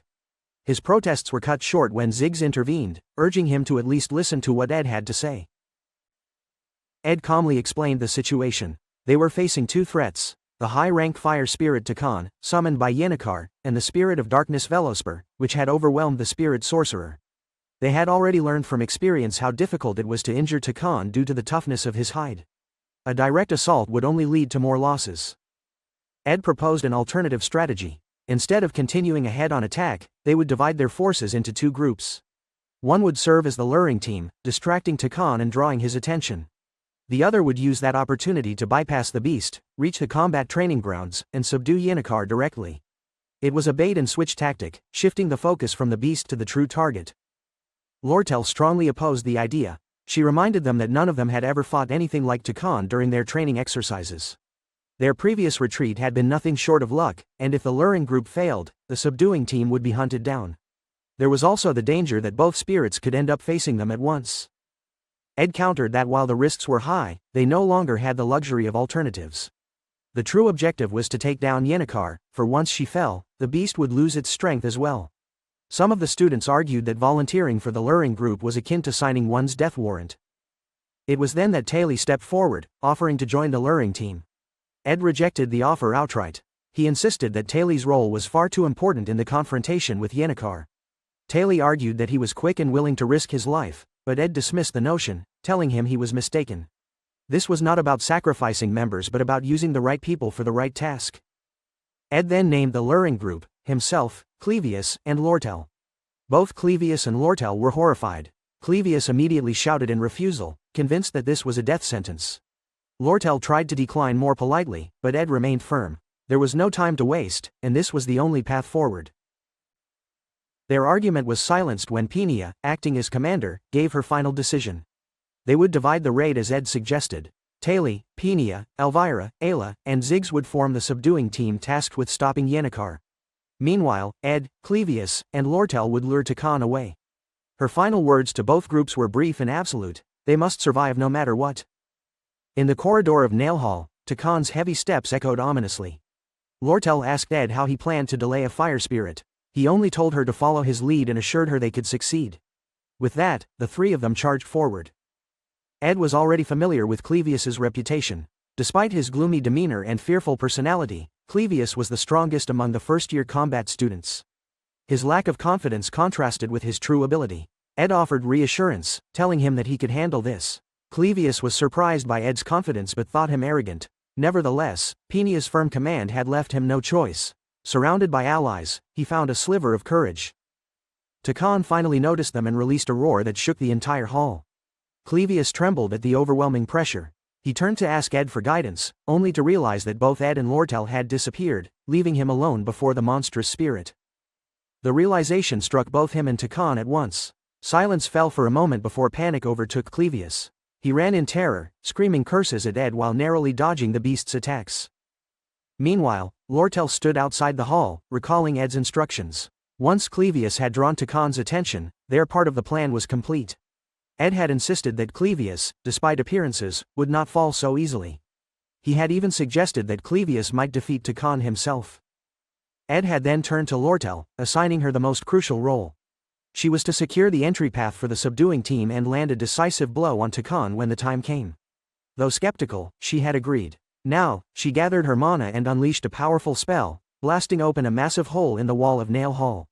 The wall crumbled, leaving a clear path for the others. The subduing team looked on in shock as the dust settled, but Lortel only smirked and urged them forward. She had performed a similar feat during the joint combat training exercise when she destroyed the ceiling with forbidden magic. It was clear now why Ed had entrusted this task to her. Clevius soon came running out of the hall, Takan close behind. He shouted his hatred for both Ed and Lortel, but the plan had worked. The subduing team slipped inside while the fire spirit chased him across the grounds. Lortel remembered Ed's final explanation. Takan could not be killed. His hardened shell rendered all attacks useless. Their only hope was to contain him. The pouch Ed had shown her contained the means to weaken that shell, but she had to prepare the mana to unleash it. She froze Takan solid with her magic, yet the beast quickly shattered the ice, roaring in fury. At that moment, Ed arrived at Ophelis Hall. Inside, he found Lucy, fast asleep as usual. Despite the chaos, she had hidden herself away, drained of magic and excluded from the unfolding events. Ed hauled her onto his shoulder, ignoring her complaints about wanting to sleep. To restore her strength, he fed her beef jerky from his pouch. It was not an ideal solution, but it was all they had. Once she had eaten, Ed carried her to the roof. He could not reach Nail Hall in time, so he relied on his old military training. With precision, he hurled Lucy through the air like a projectile. She struck the battlefield just as Takan broke free from his icy prison. Her eyes opened, and she unleashed high-rank electrokinesis. The sky lit up as if struck by divine punishment, the explosion so powerful that even Clevius and Lortel were nearly caught in it. She threw up a shield just in time, saving herself and Clevius from annihilation. The blast shattered Takan's hardened shell, leaving him vulnerable at last. For the first time, their attacks could inflict real damage. Ed raced down the stairs, eager to claim the spoils of victory. With Takan weakened, the battle was theirs to finish, and he intended to secure the final strike. Chapter 11. Yennecar remembered her mother's gentle voice, telling her how proud she was of her daughter. She recalled the warmth of her friends, who often told her how fortunate they felt to stand beside her. Her teachers echoed similar praise, claiming that she was the hope of the sophomores and the only one who displayed genuine skill during the joint combat training exercise. Another instructor once told her with a smile that she could always be relied upon to handle any situation. Without her, the second-year class would have collapsed entirely. Since childhood, Yennecar had carried this weight. Everyone expected her to make the right choices, to act flawlessly, to be the ideal student. To them, she was perfect. Those memories, which once served as her strength, now shattered like fragile glass as the suffocating darkness of Velosper's possession overwhelmed her. The wall of the combat center burst open as the subduing team finally reached her. She greeted them with a calm smile, even though Velosper's shadowy power still controlled her body. Across the battlefield, Ed judged that the scenario would conclude before dawn. He was relieved that he had not arrived too late. At Nail Hall, Clevius was still fleeing desperately while Takan spewed fire, scorching everything in sight. Ed noticed Lucy was missing and asked about her. Lortel replied that Lucy was likely nearby, probably rolling around on the floor without a care, which was typical for her. Ed thought it would be best if Lucy could finish things properly, though Lortel doubted that someone so lazy would have the strength left. Lortel had already spent much of her magic to unleash 2 massive ice spears at Takan, yet the beast continued to endure. The high-rank fire spirit's resilience was beyond belief. Ed said that Takan's throat needed to be cut, which meant Lortel's magic was not ideal for the task. He volunteered to handle it himself. Lortel countered that Ed was also from the Faculty of Magic and lacked the combat ability for such a strike. She argued that Clevius should be the one to attempt it, though his panic made success unlikely. Ed placed his trust in Lortel instead. He told her directly that he would wager his life on her abilities and asked her to deliver the decisive blow. Lortel closed her eyes and sighed, wondering how easily Ed could entrust such responsibility to her. To her, this was nothing but a gamble. However, Ed insisted that it was not. The value of a person's life could never be reduced to a mere chance. To him, this was an investment. He framed it in the language of business, which was something Lortel understood all too well. Amused, Lortel admitted that investment was indeed her expertise. She even confessed that she liked Ed more than Princess Peenia. Since he was willing to place his life in her hands, she declared that she would do the same in return. Clevius reached his limit, his legs gave out as his lungs burned, and he was certain he could not continue. At that same moment, Takan let out another deafening roar. Ed surged forward despite his fear. He was terrified, just as Clevius had been, but he did not stop. He had to close the distance to the beast. Suddenly, the sky cracked open with a thunderous sound. A colossal, red, clawed hand wrapped in chains descended from above. Ed immediately recognized it as Glaskin. This meant Taili's group had entered the final phase of their battle and were succeeding. The sight, however, threatened to distract them at a crucial moment. Seizing the opening, Takan unleashed a torrent of fire toward Ed. Just before the flames struck, Lortel released a wave of ice that neutralized the attack. Despite the chaos around them, neither Ed nor Lortel allowed themselves to falter. At that decisive moment, Ed cast Windblade with precision. The invisible edge cut through the air and severed Takan's neck. The massive beast collapsed, its head striking the ground with a thud. A notification appeared before Ed's eyes, announcing his victory over the high-rank fire spirit. His spirit connection proficiency rose, his understanding of spirits deepened, and most importantly, a new contract slot had been unlocked. For the first time, he was granted the right to form a bond with a spirit. Ed lifted his gaze to the darkened red sky, watching as Taylor delivered the finishing blow to Glaskin. Lightning flashed crimson across the heavens as the battle concluded. Taylor stood tall, transformed by the power he had wielded. Ed admired the scene, acknowledging Taylor as the hero. Lortel remarked that she had met many who claimed to risk their lives, yet most were cowards. She found it amusing that even after surviving a genuine life and death struggle, Ed showed little sentiment. Extending her hand, she shook his once again and succeeded in slipping 3 gold coins into his palm. With that gesture, she bound him to another favor. Ed preferred to avoid continued entanglement with Lortel, yet before he could react further, Taylor appeared. His hair had turned white from the energy he had unleashed, and his presence radiated the essence of a swordsman. Despite his resentment toward Ed, Taylor bowed and admitted that he owed him a debt. He also offered heartfelt gratitude. Clevius was stunned by the gesture. He protested, telling Taylor that Ed was not someone worthy of such respect. At that moment, Ziggs, Penia, and Elvira emerged, each exuding a solemn aura. They silenced Clevius instantly, leaving him sobbing in humiliation. Penia then acknowledged Ed's role, suggesting that he should be recommended to the student council for recognition. Ed immediately rejected the idea. He stated that Lucy had contributed the most in defeating Takan, while Taylor had slain both Velosper and Glaskin. Those were the feats that deserved the spotlight. Elvira teased him, amused that he was downplaying his role. She joked that everyone already knew Lucy and Taylor performed exceptionally, but at present, the conversation was clearly about him. Unless, of course, he was embarrassed. Ziggs, however, urged her to show respect, which only irritated her further. Ed quietly reflected as he looked upon the group. He had tried to maintain his distance from the main characters so as not to disturb the natural course of events. Yet, seeing them together filled him with warmth. Each of them was destined to shine in their own way. Taylor would continue to grow stronger, with Ayla by his side. Penia would eventually accept her role as monarch. Ziggs would discover his place in the wider world. Clevius would find courage, Elvira would learn the value of more than fleeting thrills, and Lortel would forever chase her mountain of gold coins. All of them were protagonists in their own right, destined for success. Knowing this, Ed turned away. His place was not in their brilliance but in the shadows. He walked back into the broken nail hall, drawn by a lingering sense that something remained unresolved. In order for the protagonists to shine, someone needed to remain backstage. Inside, he discovered Yennecar, bruised and battered, hiding within a chest. Chapter 12. Lortel had her own theory about why Yennecar lost control as a spirit sorcerer. She once observed the state of Yennecar's room on the night after their conversation in the hall. A board filled with letters of gratitude hung on her wall, while countless gifts covered her reading table. To others, this seemed beautiful, yet for Yennecar it weighed on her shoulders like heavy stones. The source of her misery came from the unbearable pressure to honor every bit of goodwill with perfection. Velosper exploited this darkness, and through that weakness, Yennecar went berserk. The spirit sorcerer had risen to fame during the joint combat training, where Lucy had unexpectedly defeated Taylor. That moment changed the entire flow of events. Marilda, the high spirit, formed a contract with Lucy, and together they overpowered Taylor in a single strike. This contract came about because Lucy often wandered through the northern forest, drawn there only because it offered her the perfect place to nap.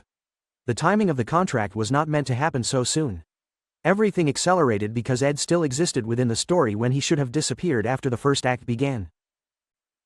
When Ed finally found her hiding away, Yennecar laughed with a fragile voice. She admitted to herself that she had not expected him to find her so easily.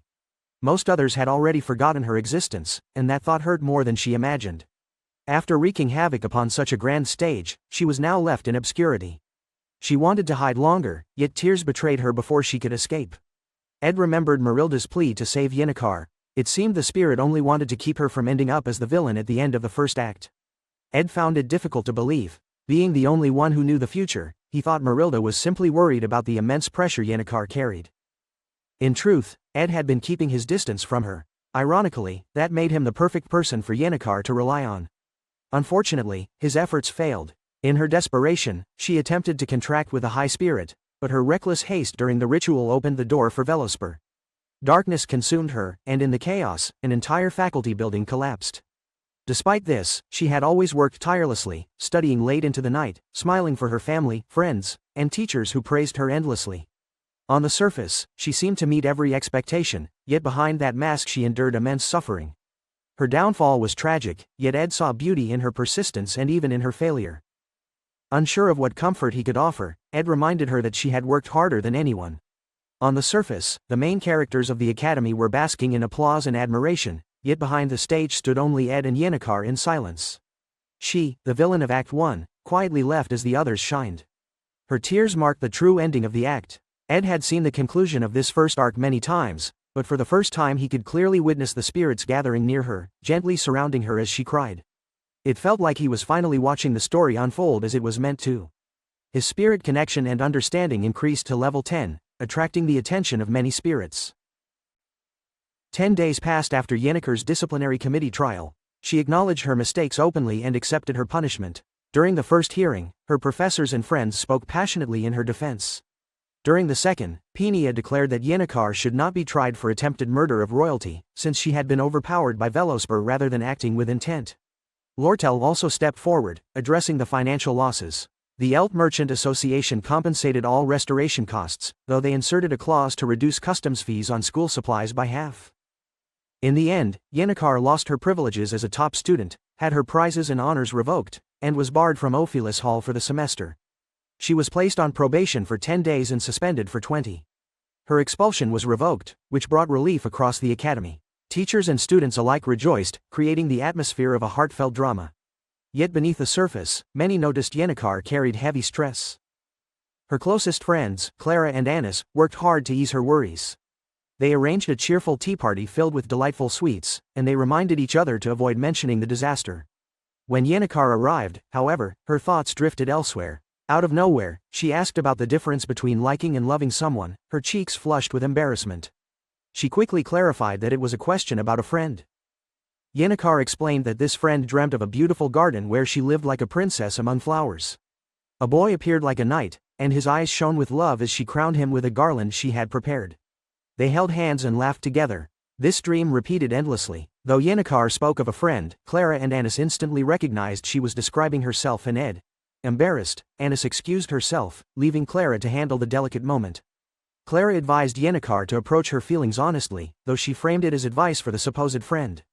Yennecar nodded earnestly, still flustered. Clara sighed in relief, knowing she had prevented a rumor that could spread like wildfire across the academy.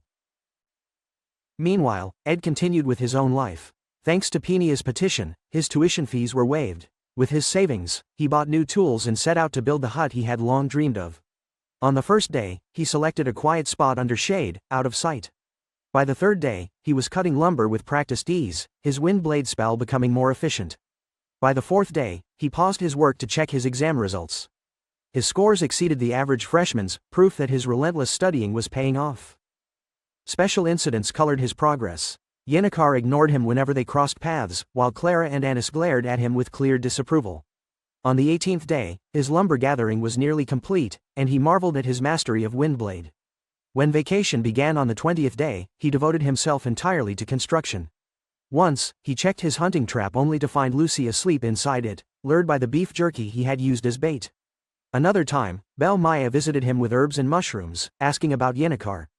When Ed admitted she might hate him, Maya seemed puzzled by the thought. On the 30th day, his structure collapsed due to weak joints, teaching him the need for sturdier foundations. Later that day, he encountered Yennecar and her friends at a bakery. She immediately ran away, her companions glaring at him again. By the 37th day, Ziggs visited to help and shared news that Ed's recommendation about Taily had been correct. With his assistance, construction progressed more smoothly. By the 45th day, the hut stood complete. It had crude log walls, a ceiling, and a door that kept out insects. Though lacking furniture, it was his own space. Ed felt satisfaction as his proficiency in creation improved once more. While he rested in his hut, Yennecar secretly watched him, her hands curled and her cheeks burning with unspoken feelings. Chapter 13. Ed finally completed the walls, flooring, and fireplace of his hut. The foundation of his solitary dwelling was finished, and only a fence and a small storage for firewood remained as pending tasks. He wanted to add a few extra features to make the place more convenient, but for the moment, it already felt like a proper home. However, to his annoyance, Lucy had once again claimed the roof as her resting place, curled up and fast asleep as if the house had been built only for her naps. While he considered how to chase her down, Yennecar appeared from behind the trees, nervously mustering the courage to greet him. Maya had already informed her about Ed's project in the woods, praising his diligence and craftsmanship. The maid had gone so far as to suggest that Yennecar ought to take a look inside, insisting that the hut was impressive. Pushed by that encouragement, Yennecar showed up, speaking far more loudly than usual as she expressed curiosity about the house. She complimented it repeatedly, trying to make her presence seem natural. When Ed asked if the spirits had told her about the hut, Yennecar turned red. The truth was that the spirits had teased her with remarks about how attractive Ed had looked while working on the construction. She was too embarrassed to admit it, so she claimed she had not spoken to them much recently. Ed simply invited her inside, letting her explore for herself. Lucy continued to nap on the roof, oblivious to the encounter, while Yennecar gasped in amazement at the interior. Everything inside had been built by Ed alone. They sat together by the fireplace, and the warm glow made conversation easier. Yennecar admitted that she owed a large debt to Princess Peenia and Ophelis Hall for lending her money for tuition. She explained that she had moved from her comfortable arrangements to the outdated Dex Hall in order to reduce her debts, even if it meant sharing a crowded room with several students. The cycle of pressure had not ended, and it weighed heavily on her. Ed advised her not to carry unnecessary burdens. If she could not pay them back yet, then she should not exhaust herself worrying about it. Yennecar listened quietly, her shoulders relaxing for the first time in a long while. When Ed told her she was welcome to visit him whenever she wished, she brightened, promising in return that he could rely on her as well. She vowed to help him at all costs, her heart lightened by the idea of mutual trust. Time moved forward quickly, and the second semester approached. With it came the beginning of Act 2. The sage-sealed tome, a worn but dangerous book, would soon ignite a storm that threatened to consume the entire academy. At the center of this was Lortel, whose sharp instincts told her that the tome reeked of profit. Ed, however, knew his role. He thanked Yennecar for her kindness, yet he had no intention of involving her in his struggles. He believed the real burdens of the academy were destined to be handled by the hero and the other main characters. His part was simply to observe from the sidelines and ensure the flow of the story remained intact. When the storm arrived, it did so on a night heavy with rain and darkness. Thus began the Ophelis Hall occupation. The honor students of Ophelis Hall were treated almost like nobles, with privileges ranging from priority in classes to luxurious meals, personal attendance, and freedom in daily life. In contrast, students from Dex Hall lived under strict rules and constant penalties. That day, when vacation ended, the academy provided carriages and boats only for the Ophelis students. The Dex students had no such convenience. They were forced to walk through the downpour, threatened with deductions if they arrived late. Frustration boiled into rage, and soon the discontent turned into open protest. At the heart of this manipulation was Lortel. She had already contacted Willen, the representative of the discontented students. Skilled at stirring emotions with his words, Willen needed only the smallest justification to unleash the resentment. Their reasoning became clear: favoritism had gone too far. Why should Ophelis students enjoy luxury while Dex students trudged through misery? Lortel fanned the flames, pushing forward a proposal to extend deadlines and level treatment. Supporters emerged among the administration itself. The head maid of Ophelis Hall and members of the review division sided with Lortel, lending authority to her scheme. Even if the academy rejected the proposal, the mere act of discussing it sparked fury among the common students. The issue grew louder, drawing attention like a beacon. Inside Ophelis Hall, every corner was filled with treasures, artwork donated by noble families, handcrafted furniture, rich carpets, and intricate walls. The more damage inflicted during the protests, the more it would wound the academy's finances, already strained from the Glaskin incident. Lortel's strategy was precise. While negotiations for the sage-sealed tome loomed, the academy's desperation gave her leverage. As she watched the rain beat down, she thought back to her childhood in the slums. Covered in rags and filth, she had grown used to darkness. To her, the light of Sylvania Academy was blinding, a place too radiant for someone like her. She mocked herself for feeling comforted by the storm, yet the truth was that gloom suited her better. The piles of conspiracy plans on her desk revealed the life she had always lived, one of betrayal, suspicion, and struggle. Even so, she longed for someone who could accept her, a gutter rat who had clawed her way to power. The students rioted, their cries echoing through the academy. In the original course of events, this incident became a tale of the main hero rallying to stop the rebellion and restoring order. Middle bosses were scattered across each floor of Ophelis Hall to delay him, each serving as obstacles in the path of resolution. The first of these was Tot, a decoy who bore a grudge against Taylor. He had once been humiliated and now allowed himself to be bought by Lortel. His role was simple: overpower the rookie maid guarding the first floor, then open the doors to the furious mob. The students burst in, demanding justice with shouts of anger. Originally, it was supposed to be Tot who opposed the hero during this phase. However, to Ed's dismay, the threads of fate twisted differently. Through some unforeseen turn, he found himself placed in that very role. He had become the middle boss of Act 2, forced into the path Lortel had paved. Chapter 14. To explain why the events unfolded in such a manner, it was necessary to rewind to 2 days earlier. Ed had returned to his usual routine of hunting in the forest. Since he possessed no real talent for combat skills, he forced himself to use a bow. However, even after an entire semester and half of the vacation had passed, his ability with the weapon remained poor. Each attempt only reminded him of his shortcomings. Despite his secluded lifestyle, his camp never remained quiet for long. Frequent visitors arrived now that more people were aware of his choice to live in the woods. Lucy, often called Miss Lazy for her indifference, appeared at random times. She climbed through his window, firing off endless questions that Ed had no interest in answering. Her carefree manner left him exhausted, yet she never failed to amuse herself at his expense. Yennecar, however, was another frequent visitor. Her presence was more welcome since she always brought gifts, ranging from food to laundry techniques, and often helped with trivial chores. Her gratitude toward Ed seemed boundless, though her behavior confused him. Whenever he tried to compliment her, she blushed and acted awkwardly.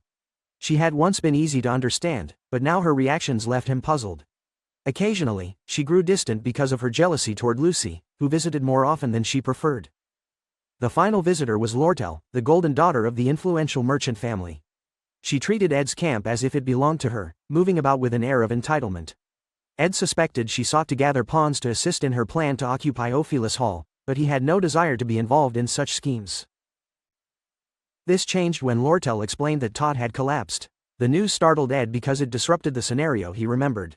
Tot had provoked Taylor as usual, mocking him, but events had shifted. Instead of Taylor responding, Ziggs intervened and struck Tot down with a single punch for daring to insult Ed.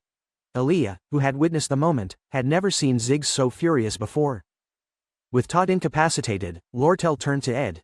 She needed someone reliable enough not to betray her to investigators, and Ed's tarnished reputation made him the perfect candidate. She assumed he would also harbor resentment after being expelled from Ophelis Hall. Ed initially refused, yet after some thought, he agreed under specific conditions. He demanded 20 gold coins in exchange for playing a moderate role. His intention was not to push her plot further but to ensure everything aligned with the original course of events. The occupation of Ophelis Hall had begun even before the dispute over the sage-sealed tome. Lortel's scheme sought to destabilize the Academy's finances, driving them into chaos. In the original sequence, she succeeded, establishing the Merchantry, a profitable faction within the Academy. This organization grew into a rival power against the Student Council, which was led by the princess. The conflict between the Merchantry and the Student Council represented the clash between realism and idealism. For Ed, the most important detail was which side Taylor would choose, since his decision determined the victor. Ed's strategy was simply to remain a spectator, aligning with the faction most likely to survive. During this time, Yennecar continued to visit. She delighted in treating her visits as if they were camping trips, while Ed endured solitude even during stormy weather. As the semester came to an end, Yennecar prepared to move from Ophelis Hall to Dex. She reminded Ed that she was always available if he ever needed help. He accepted her kindness, and she mentioned that she had spare supplies such as pillows, cushions, clocks, and lanterns that she no longer required. Dex Hall was smaller, and she did not wish to waste them. Ed agreed to take what she no longer wanted, which made her overjoyed. Together they noticed Lucy often standing on rooftops in the rain. Her remarkable powers came at a cost, and she had lived in deliberate idleness, ignoring her destiny for years. She only allowed herself to reflect on her path when the rain fell.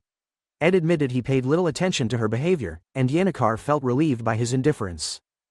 As Ed prepared for the upcoming occupation, he instructed Yennecar to meet him at the Rose Garden in front of Ophelis Hall one evening. He promised to explain the reason the following day. Her face burned red with excitement, believing it to be something special, though Ed's intention was simply to keep her safe and away from the dangerous building. The Rose Garden was far enough to protect her, and she could avoid the storm there. Overjoyed, she hurried away, leaving Ed to watch the falling rain in silence. When the semester officially began, the long rains would end, replaced by bright skies. Ed looked forward to those peaceful days, even while preparing for conflict. At 9 in the evening, Ziggs exercised in his room, struggling with his emotions. While pausing to collect his thoughts, he caught sight of suspicious movements outside his window. Meanwhile, most of the Ophelis Hall maids gathered in a meeting room to discuss an important agenda. Once all were inside, the entrances would be blocked. The maid in command had already been bribed, ensuring swift progress. Another maid, working secretly with Ed, had prepared the necessary goods in advance. Ed himself stood silently beside a bucket, awaiting the signal. Soon, the occupation began. Inferior students, under the lead of their representative Willen, stormed into Ophelis Hall. Their rampage marked the beginning of chaos. Willen was shocked to see Ed among them, realizing that Lortel had persuaded him to join. Ed delivered a short, insincere speech about supporting Willen's cause, claiming solidarity as someone expelled from Ophelis Hall. Strangely, Willen was deeply moved by his hollow words. Internally, Ed seethed at the disruption caused by Willen but allowed him to continue. To ensure events aligned with the scenario, he sent Willen upstairs, where he would ultimately take the blame for the disorder. Meanwhile, a maid attempted to flee, but Ed made no effort to stop her. With all her superiors trapped, she had no one to report to. The chief maid, Alice, had already been bought by Lortel, and control of the protective runes rested in her hands. As a result, all students were confined to their rooms, helpless against the enchantments. Everything progressed as planned. From the shadows, Lortel finally revealed herself, stepping into the spotlight as the hidden villain orchestrating the turmoil. Chapter 15. Lortel explained to Ed that the academy staff would inevitably suppress the rampaging students before long, so their faction needed to conclude their task swiftly. In the middle of their discussion, she suddenly asked him whether he had ever killed someone. Ed admitted that he had not, and Lortel confessed that she had not either, at least not directly. However, she revealed that she had committed acts similar to taking lives. She had destroyed livelihoods, betrayed allies, and crushed others without remorse when survival demanded it. Through years of excusing her actions, she accumulated power and wealth, earning the notorious title of the Golden Daughter. Although she acknowledged that she deserved no sympathy, she sought it from others regardless. Her voice trembled as she admitted that even those deemed evil longed for understanding, often searching for redemption in companions who shared the same filth and despair. To her, only those equally burdened with guilt could ease the loneliness of such a life. She looked to Ed as if begging for recognition of her suffering. Ed, however, remained unmoved. He told her plainly that she needed to bear the weight of her choices without relying on another's validation. Hearing this, Lortel quickly discarded her vulnerability, masking herself again with her usual detached composure. She insisted they focus on their objective since they lacked time for pointless conversations. Ed felt relief once their exchange ended, especially knowing that Lortel would soon contact Alice, the chief maid who had already been bribed, to move forward with their plan. The strategy involved destabilizing the protective magic of Ophelis Hall, then transferring command of the runes to Willen.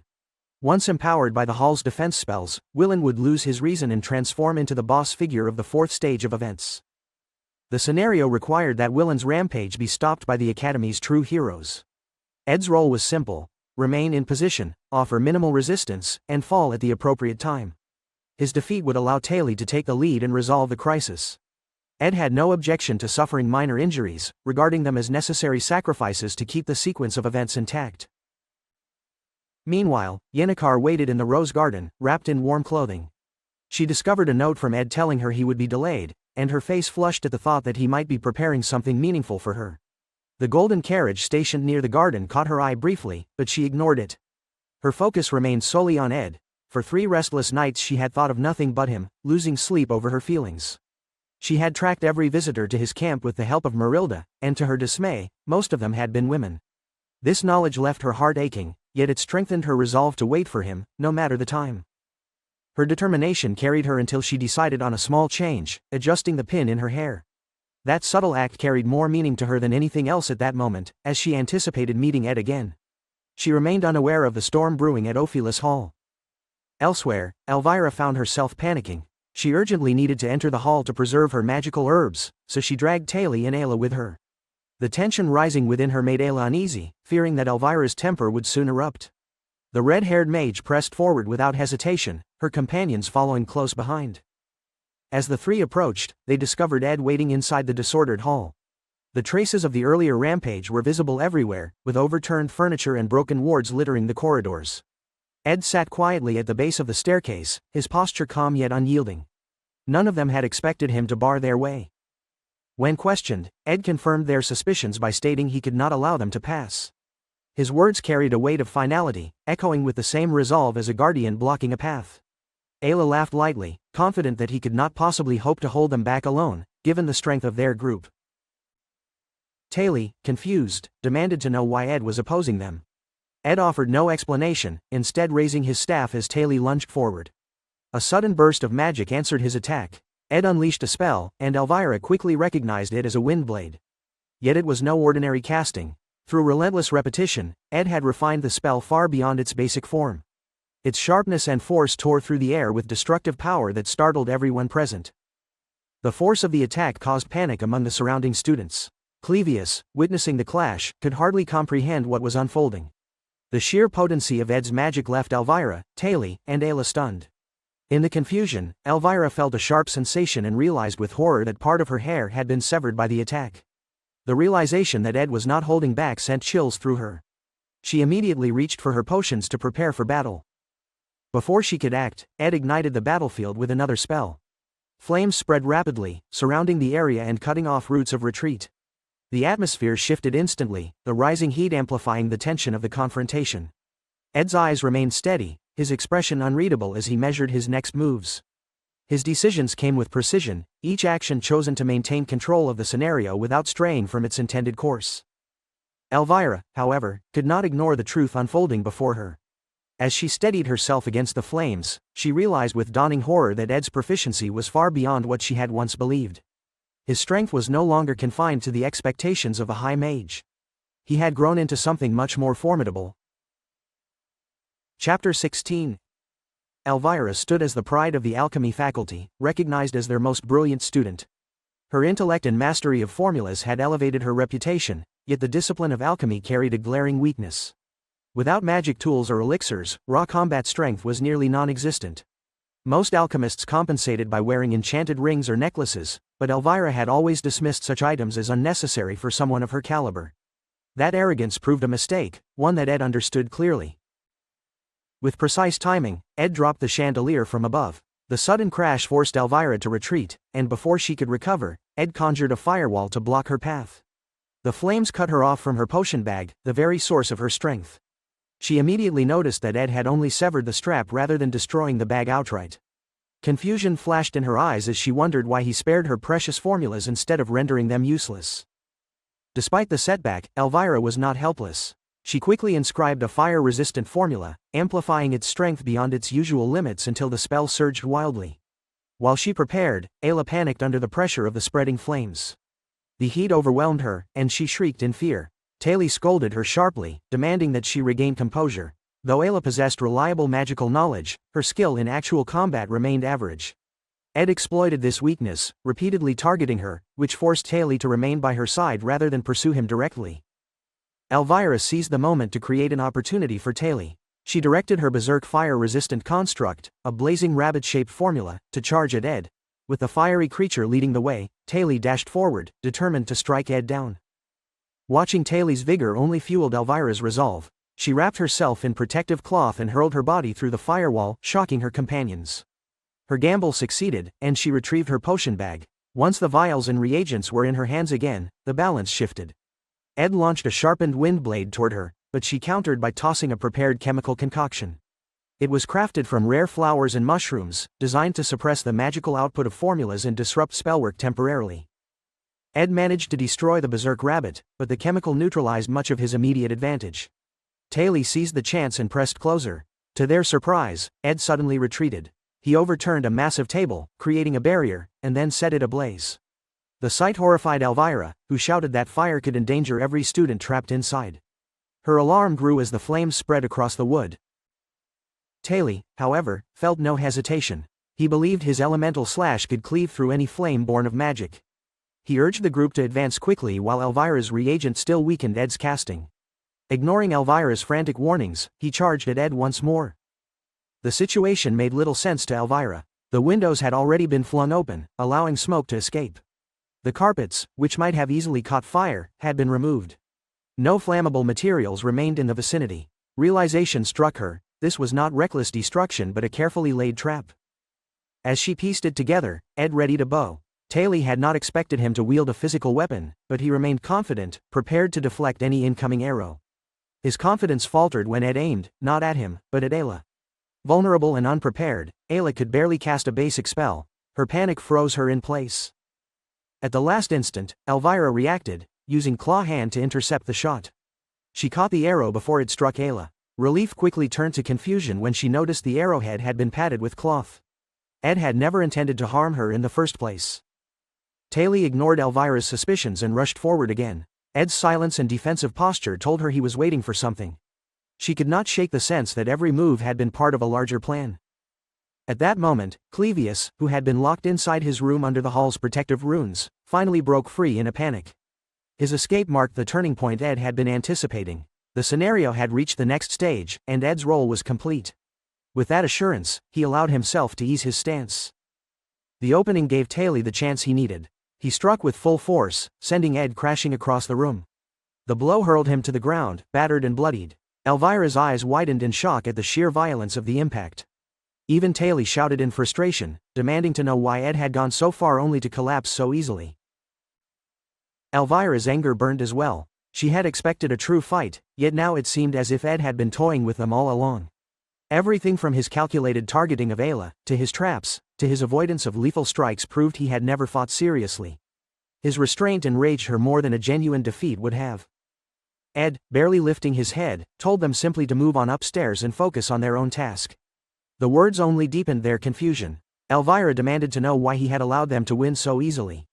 Taylor and Ayla exchanged bewildered glances, unable to grasp the meaning behind her accusation.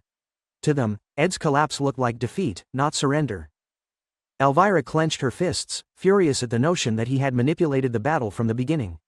Her pride stung at the realization that his strategy had rendered her efforts almost irrelevant. Before she could press further, the sound of soft footsteps broke the tension. From one of the rooms, Yennecar emerged. She had taken her time selecting a simple flower pin for her hair, eager for the meeting she anticipated with Ed. Her heart brimmed with hopeful thoughts, as though she were about to step into a dream. To her, the world outside the rose garden mattered little. She had imagined him waiting there, smiling gently, ready to welcome her. The sight that greeted her was the cruel opposite. Instead of the boy she longed to see in peaceful splendor, she found Ed collapsed on the floor, his body streaked with blood. The room reeked of smoke, magic, and battle. Around him stood figures bristling with hostility, and she asked angrily what they were doing to Ed. Chapter 17. Yennecar's temper flared as her eyes glowed a furious red. She knew deep down that something was not right. To say otherwise would be dishonest. It was entirely possible that Ed had been dragged into an unforeseen situation. Despite that concern, she trusted that he would manage it, especially after observing how he had handled himself during the Glaskin incident. His simple and steady way of living had convinced her that he was capable of resolving whatever challenges appeared before him. Yet that trust had a flaw, one she only realized once the reality of his actions began to weigh on her. He had not once asked her for help, even though she had offered it freely.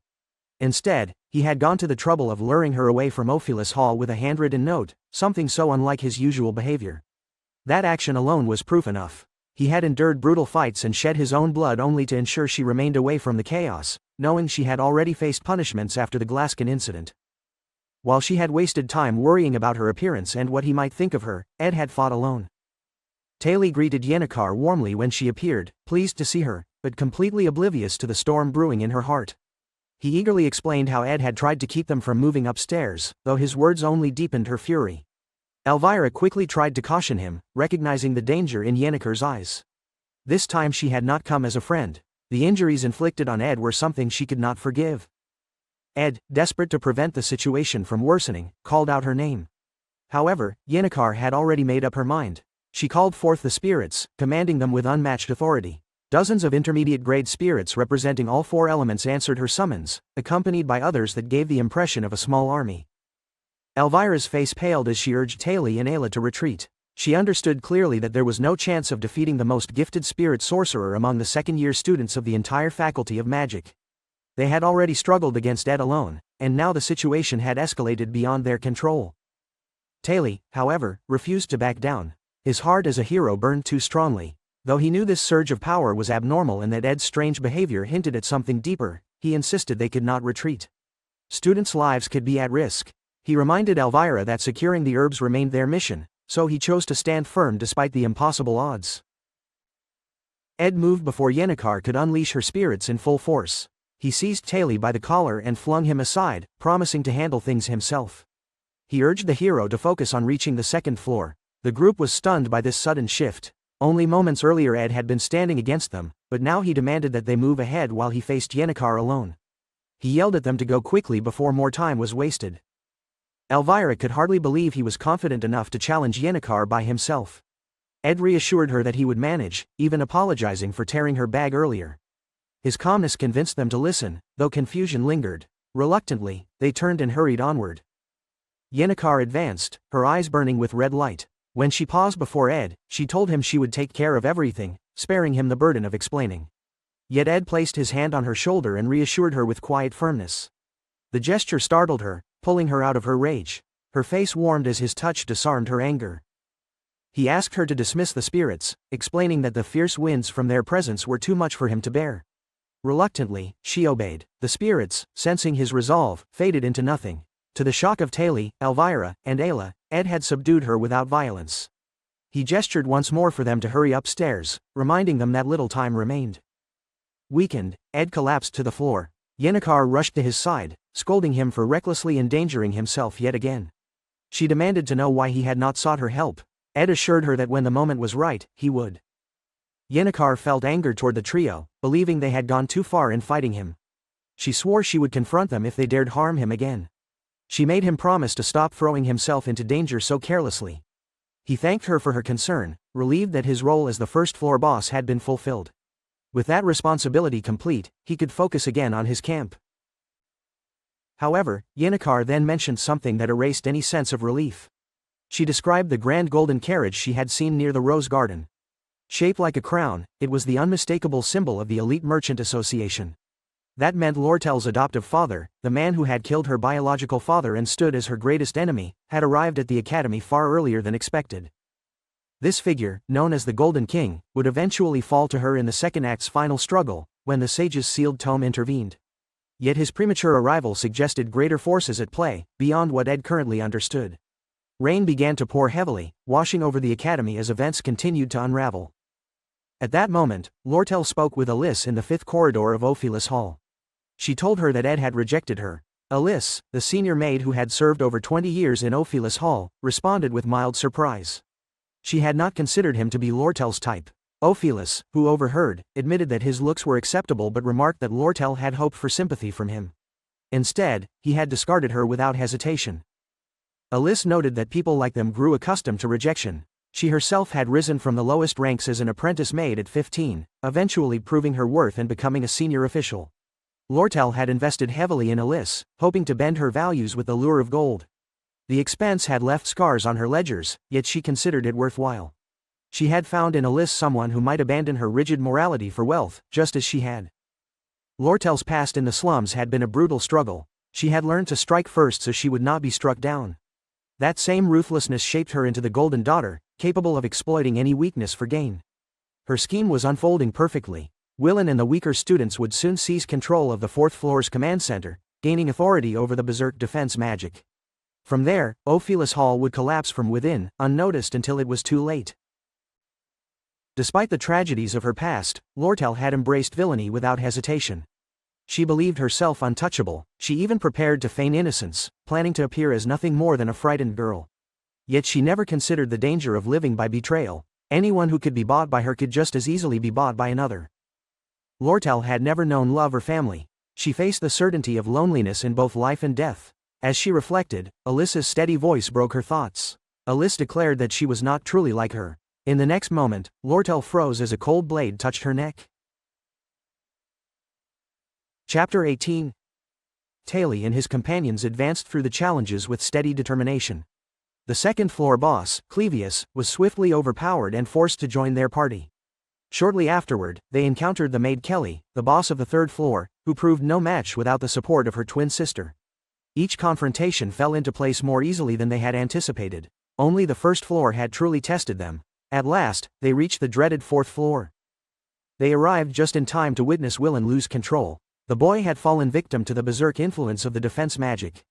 The crystal ball that activated the control system had been deliberately positioned in the control room's center by the scheming of Alice and Lortel. The self-defense formulas, originally carved throughout the building to shield students from outside invaders, now became a weapon. In Willen's hands, the power resembled a loaded weapon given to a child. Taylor, Elvira, and Ayla quickly assisted the panicked students, guiding them toward safety. The shaking corridors convinced many that the building was collapsing, driving them to break from their rooms and scatter using whatever magic they could manage. The chaos swelled as fear spread. Elvira took charge, scattering anglerweed reagent in a desperate attempt to block all basic magic in the corridor. It was not designed for offense but would aid in containing the unstable power around them. She urged Taylor and Ayla to trust her with holding back the residual magic and to focus on knocking Willen unconscious before the boy lost himself entirely. Willen, trapped by the runes, cried while firing uncontrolled spells. The group dodged and pressed forward. Their strike relieved him, as his tear-streaked face revealed his longing for someone to free him from the madness. Overhead, an explosion ripped across the upper floors, showering debris while rain poured steadily from the skies. Outside, Ed and Yennecar walked quietly beneath the storm. Yennecar reminded him not to strain himself, worried his wounds would reopen. He reassured her that most of the bloodstains on him were not his own.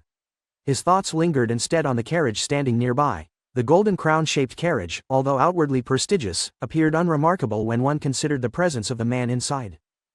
The carriage belonged to Elt Cahelland, the Golden King and president of the Elt Merchantry. Ordinarily, he would be accompanied by a procession of carriages, yet his discreet arrival suggested secret intentions. Elt was also Lortel's adoptive father, the same man who had murdered her biological parents and whom she planned to betray in order to seize control of the merchants. His appearance at the academy at this moment was entirely unexpected, and Ed wondered if Elt was waiting for the building's defenses to collapse before making his move. Ed then spotted Shani, the third-floor maid in charge of dishes, standing near Elt. Shani, one of the orphans raised by Alice, should have been guarding the third floor with her twin sister Kelly.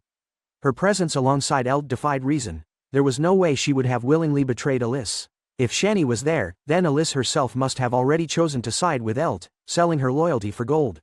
That realization unsettled Ed, as it suggested Lortel's downfall was inevitable. Ed thought about the coming events. In later stages, Lortel would oppose Peenia politically and serve as Ed's ally against the Roths-Taylor family. If she fell now, her role would collapse, and he would be forced to shoulder her part of the struggle. He sighed heavily and asked Yennecar for her help. Without hesitation, she promised to support him however he needed. Meanwhile, Lortel played her part carefully. Outwardly, she seemed to follow Eltie's commands, yet she secretly plotted his downfall. She had never forgotten his crime against her parents and worked tirelessly to persuade the directors of the Elt Merchantry to oust him. The negotiations concerning the sage-sealed tome were merely bait to lure him into the academy while his headquarters remained vulnerable. However, Elt had caught wind of the betrayal through a confidential letter delivered by none other than Alice. Alice, the long-serving chief maid of Ophelis Hall, had been corrupted by gold. Though Lortel once believed she had finally found a kindred soul, Alice revealed her treachery by siding with Elt in exchange for wealth. With failing eyesight and hearing due to an accident, she was nearing the end of her service, and this scheme represented her final grasp at power. Alice reminded Lortel that Elt would soon arrive at Ophelis Hall. Lortel, usually so calculating, faltered at the reminder, her eyes betraying shock and grief. She longed for revenge against Elt, yet Alice declared that both she and her adoptive father were cut from the same cloth. Suddenly, an explosion tore through the wall, and Taylor's group stumbled inside, dragging Willen's weakened body. Elvira immediately suspected that Willen had not gained access to the defense magic on his own. Her suspicion fell squarely on Alice, who stood nearby. Convinced that Lortel was being held hostage, they prepared to intervene. During the commotion, Lortel slipped away, hiding behind her companions who had unknowingly rescued her. They asked if she was safe, and she considered lying to frame Alice for everything. Yet she could not bring herself to say the words. Instead, she turned away, her expression shocking Elvira, and fled the chaos. At the same time, Elt himself began to approach the hall. Known for trusting no one, not even his closest henchmen, he had chosen to oversee matters personally. The plan to destroy him was nearly complete, as evidence of embezzlement and manipulation of the ledgers awaited back at headquarters. For now, Lortel only needed to send her carrier pigeon to secure her allies' actions. As long as she remained free, the scheme could succeed. She tried to steel herself, repeating that betrayal was nothing new to her. Tears still streamed down her cheeks as she ran. She had to reach her room before Elt did. Once she sent the pigeon, everything would fall into place. Inside the main hall, Ed stood watch. He instructed a student to evacuate immediately, but the student turned out to be Elt.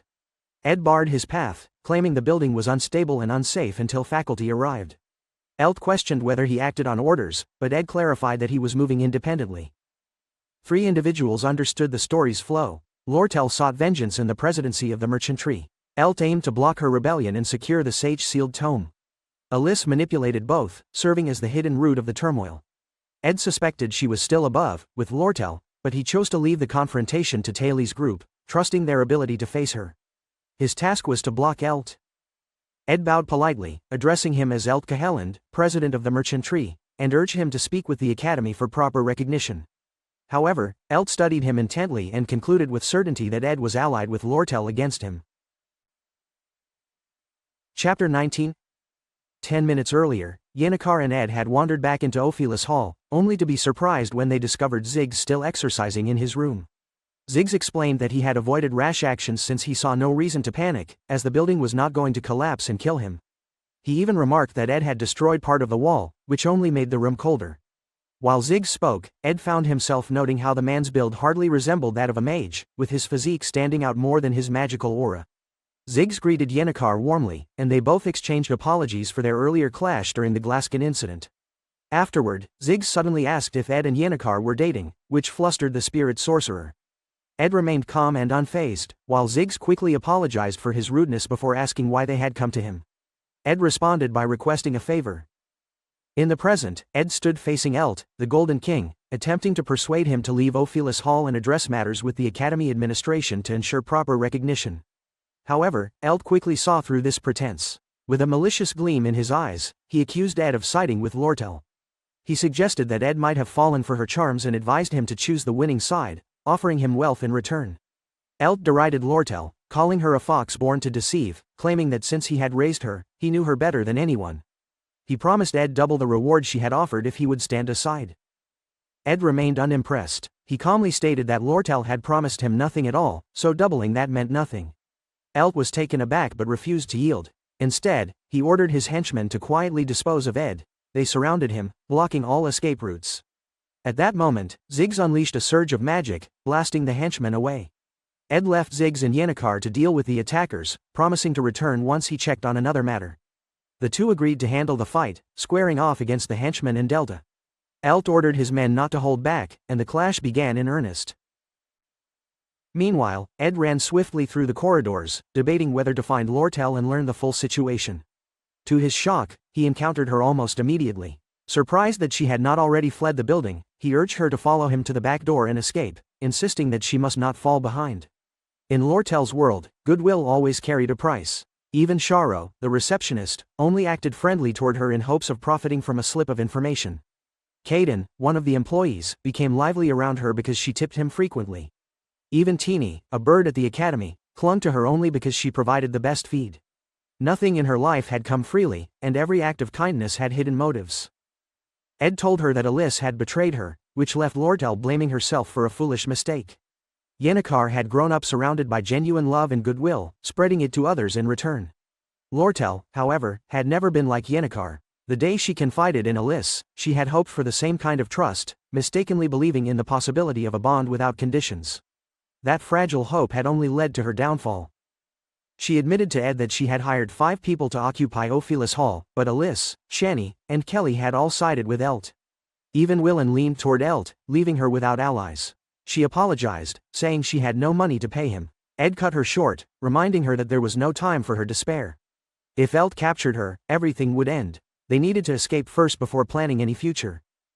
Lortel explained her father's scheme. The Elt merchants intended to manipulate market prices by monopolizing armor after last summer's monster hunts had caused prices to fall. By buying cheaply and reselling internally, they could inflate prices and trick others into believing they would soon be unaffordable. This classic manipulation would cause people to rush into buying, allowing the merchants to profit immensely when selling at inflated prices. However, such a plan relied on trust among the merchants. If betrayed, one could be ruined. Elt risked becoming bankrupt if the manipulated market collapsed. For years, Lortel had been buying loyalty from related merchants to prepare for this moment. With Elt absent from headquarters, she had intended for her allies to seize control. By staging the occupation of Ophelis Hall, she hoped to strain the Academy's finances, forcing Eld to leave his seat of power. Then she could order the sale of armor through her hidden allies. Ed deduced that she needed only to send a message to her headquarters through the carrier pigeon hidden in her room. That single message would secure her victory, provided she remained hidden. Yet Lortel feared her father expected this and planned to capture her. Ed assured her that she must hide while he managed the rest. He predicted that Elti's forces would monitor the 2 bridges leading to the Ark and the mountains. Lortel needed to work with the horsemen, send an empty carriage to Akan Island, and then have the riders abandon it. This ruse would make her pursuers believe she had fled there. He instructed her to take refuge in the incomplete hut in the northern forest for 3 days. Meanwhile, he would send the pigeon with the crucial message. Gripping her shoulders, he urged her to wait until he cleared the guard at the back door before making her escape. His confidence and decisiveness left Lortel with no choice but to trust him. She hesitated, asking why he was helping her when she had nothing to offer. Ed sighed heavily, replying only that he felt it was something he ought to do. Then he left her. Lortel collapsed to the floor, realizing the pounding sound she heard was not distant fighting but her own heartbeat. Tears streamed down her face despite her efforts to suppress them. Ed advanced toward the back door, where he found Shani, the maid responsible for washing dishes, standing guard with a weapon in hand. He regarded her coolly, dismissing her as the final obstacle. At that moment, he knew the painstaking conflict over Ophelis Hall was reaching its conclusion. Chapter 20. All of Ophelis Hall's runes were entrusted to Alice, the head maid known for her discipline and skill. She stood as both a swordswoman capable of matching the combat faculty students and an intermediate magic user whose techniques lacked any visible flaw. Despite her strength and reputation, she could not overcome Taylor McClure. His position as the central figure of the story gave him an advantage that not even Alice could surmount. The second arc, third scene, known as the Conquest of Head Maid Alice, began with the final battle. While that confrontation unfolded, Ed Roth's Taylor faced Cheney in another corner of the battlefield. His reserves of mana were nearly depleted, leaving him with only 2 or 3 basic spells left. Cheney advanced with remarkable speed, her sword flashing in the dim light. Ed avoided her first strike, anticipating her intention to stab his leg. He had already studied her combat patterns, predicting her movements with a clarity that placed him a step ahead. When she reached for one of the daggers strapped to her thigh, Ed caught her hand before she could draw it. Cheney and her twin sister Shani possessed a unique gift, the privilege of twins blessed under the same star. Once each day, they could share an ability between them. Shani chose to lend her sister low-level telekinesis magic, sending several daggers flying through the air. At first, Shani felt a surge of pride watching her trick unfold. Her confidence quickly turned to shock when Ed emerged from the barrage unfazed, with several blades embedded in his body. The wounds were shallow, as the borrowed ability lacked refinement. Calmly, he pulled the daggers from his flesh and discarded them on the ground. With steady force, he disarmed Cheney, kicking her weapons away before pinning her down. He declared that the fight was over. Shani cried out, insisting she could not fail her mistress Alice. She struggled beneath Ed's hold, clinging to her loyalty. Ed, however, warned her that Alice herself would soon be defeated. Shani screamed back in defiance, proclaiming that Alice had suffered countless hardships, fought many battles, and saved numerous orphans. Though Ed admitted silently that he knew little about Alice beyond her fight against Taylor, Shani continued, her voice breaking with emotion. She revealed that her very livelihood existed only because of Alice's sacrifices. Without her mistress, she would never have survived, let alone earned wages or lived with dignity. The words stirred a flicker of guilt in Ed, but he pushed it aside. He told himself that such stories were not his concern. The game he knew never provided any deep account of Alice's past, focusing only on her eventual defeat. Shani's devotion and tears did not alter his resolve. She cursed him in hatred before finally losing consciousness. Ed acknowledged inwardly that the countless unnamed lives and forgotten stories were beyond his reach. The tragedies from the Alia Hall incident weighed heavier than any one woman's sacrifices. He reminded himself that those who built their lives around philosophies of selflessness might find meaning in them, but his own course remained fixed. From the day he awakened in this body, his single goal had been survival. Nothing would change that. After incapacitating Shani, a system message confirmed his acquisition of a new skill, pain endurance. Ed then moved toward Lortel Cahelm's quarters. Entering her room, he took a moment to register its atmosphere. The arrangement was refined, each item in perfect order, a reflection of Lortel's calculated personality. Without delay, he composed a letter addressed to the merchants, stating that Elt had traveled to Sylvania and would not return for at least 3 days. He instructed that all the collected gear should be sold immediately. Attaching the letter to a carrier pigeon, he released it into the rain-filled night sky, watching the bird vanish into the distance. Exhaustion set in as he stumbled back toward his camp. His body, bruised and bloodied, throbbed with pain. He prayed his wounds would heal swiftly, for without recovery he could not continue his plans. The success of the recent escape owed much to Ziggs, Yennecar, and several others. Without their intervention, Lortel would have fallen into Eltie's hands, and her downfall would have been inevitable. By now, the carriage Lortel hired would be racing through the mountain paths, forcing Elt to pursue. Even if the coachman was caught, the carrier pigeon had already flown, making the interception of the message impossible. Ed expected to find Lortel waiting at the hut as planned. Instead, he encountered her sooner, standing in the clearing before the hut. At first he thought she had come to greet him. His assumption changed instantly when he noticed the knife in her hand. A sharp reminder echoed in his mind. The woman he chose to rely on was the Golden Daughter known for betrayal. With Elt absent, Alice would be forced to depend on Lortel. This arrangement meant that Shani and Kelly would inevitably side with her. Willan, like before, could be swayed with money. Yet Ed remained an unpredictable factor, one who could not be purchased or controlled. Lortel might see his elimination in this remote forest as her best opportunity. A single clean strike and her crime would vanish without a trace. She had always been willing to use and discard people without hesitation. That was her true nature as a villain. Ed understood he had to outwit her if he wanted to live. Yet his body was battered, leaving him too weak for direct confrontation.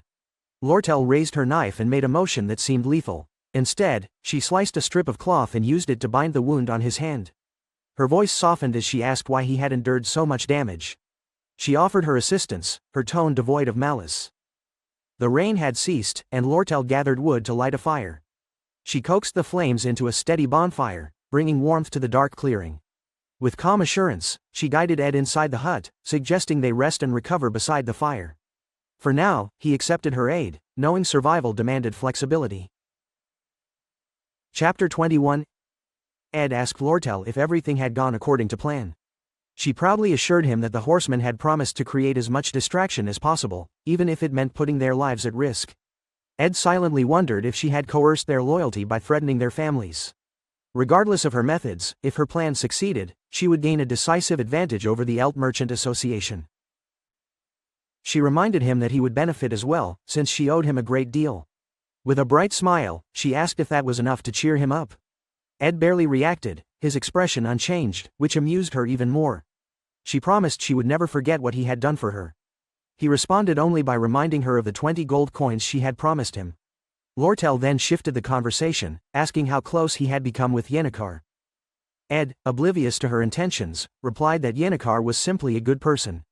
Lortel agreed, yet added softly that she herself was not as kind as Yennecar, who carried a gentle warmth that few could match. Elsewhere, in Ophelis Hall, Elt had departed after receiving a particular report from one of his subordinates. Whatever he learned caused his interest in the hall to vanish completely. Meanwhile, Ziggs was struggling in his battle against the mercenaries. His difficulty did not stem from their strength but from his divided focus. He was more concerned with restraining his comrade Yennecar, who had begun unleashing her spirits without restraint. At first, she had seemed cautious, but her emotions gradually overtook her. The spirits raged violently, threatening to cause casualties, and Ziggs realized he needed to intervene. When he asked if she was upset, she denied it, even though the anger in her eyes betrayed her. By the next day, the incident had ended. Ed contemplated attending class but quickly realized his uniform had been completely ruined. With no money to purchase a new one, he was left in a difficult situation. Ziggs, noticing this, lent him his own uniform and explained the details of the incident. Willan accepted responsibility for the damage to Ophelis Hall, while Alice, the subdued head maid, remained silent about the matter. There was no response from Melt's faction, so the conclusion was that the plan had succeeded. Events seemed to be returning to their intended course. Ed waited with patience for the arrival of a carrier pigeon bearing news. His body, however, was not in the best condition. The fight had left him sore, and his physical strength was reduced. Even so, his workload remained heavy. Manual labor felt burdensome, but his priorities were clear. His advanced crafting skill slots were available, and he intended to focus on acquiring new skills. The skill he sought was Spirit Formula Infusion, which could be paired with Spirit Sorcery and Magic Engineering. Mastering it would allow him to create useful household items and combat tools. To achieve this, he first needed to contract with a spirit and craft an artifact that contained the Spirit Formula. Once accomplished, the skill would become instinctive. His magic engineering studies also required that he successfully dismantle and reassemble an item of sufficient complexity. Ed considered carefully. He did not want to waste his limited spirit slots, yet for the moment a contract with a lower spirit was essential. While pondering, he was approached by Yennecar, who explained that she had skipped class due to a headache and body aches. She had sought relief by walking in the forest. Concerned, Ed asked if she had been injured, but she reassured him that she was fine. Instead, Yennecar asked if Lortel was well. Ed confirmed that she was resting inside the cabin, where she had stayed since the incident. There was still much to accomplish. They had already persuaded Alice and laid the foundation for negotiating the purchase of the sage-sealed tome. For now, Lortel had to wait for a reply from the Elt merchants, and though her anxious heart longed for resolution, she remained hidden. Despite the frustration, Lortel found comfort in her situation. Watching Ed daily stirred emotions in her chest. His unconditional kindness and selfless trust gave her a sense of safety she had never known. For someone who had grown up on the cold, unforgiving streets, that feeling was priceless. She resolved never to surrender it to anyone, not even Yennecar. She reasoned that Yennecar already had a life filled with warmth and love, so she could at least keep this one thing for herself. If Yennecar stood in her way, then Lortel was prepared to fight, for she excelled in competition. Living under the same roof with Ed for 3 days gave her an advantage she cherished. Her first plan had been to overwhelm him with wealth, burying the cabin in gold. However, she recalled that she was currently broke and realized Ed might not appreciate such a gesture. She then considered paying for his tuition while pretending it was not for his sake. The thought embarrassed her so much that she nearly abandoned it entirely. As she debated internally, Lucy wandered into the cabin intending to nap in the warm sunlight. Lortel was startled, but Lucy's casual manner suggested this was not her first visit. Ed, annoyed, treated Lucy as if she were a stray cat, dragging her out before returning inside. To Lortel's disappointment, it was clear Lucy frequently visited. She realized she had yet another rival. Nevertheless, she remained confident she could secure her place within 3 days. On the second day, Yennecar visited again, disrupting Lortel's hope of spending uninterrupted time with Ed. Lucy too returned for another nap, much to Lortel's dismay. Meanwhile, Ed busied himself with crafting. He successfully learned stone masonry by producing handmade bricks and used them to build a fireplace. His proficiency in crafting steadily increased.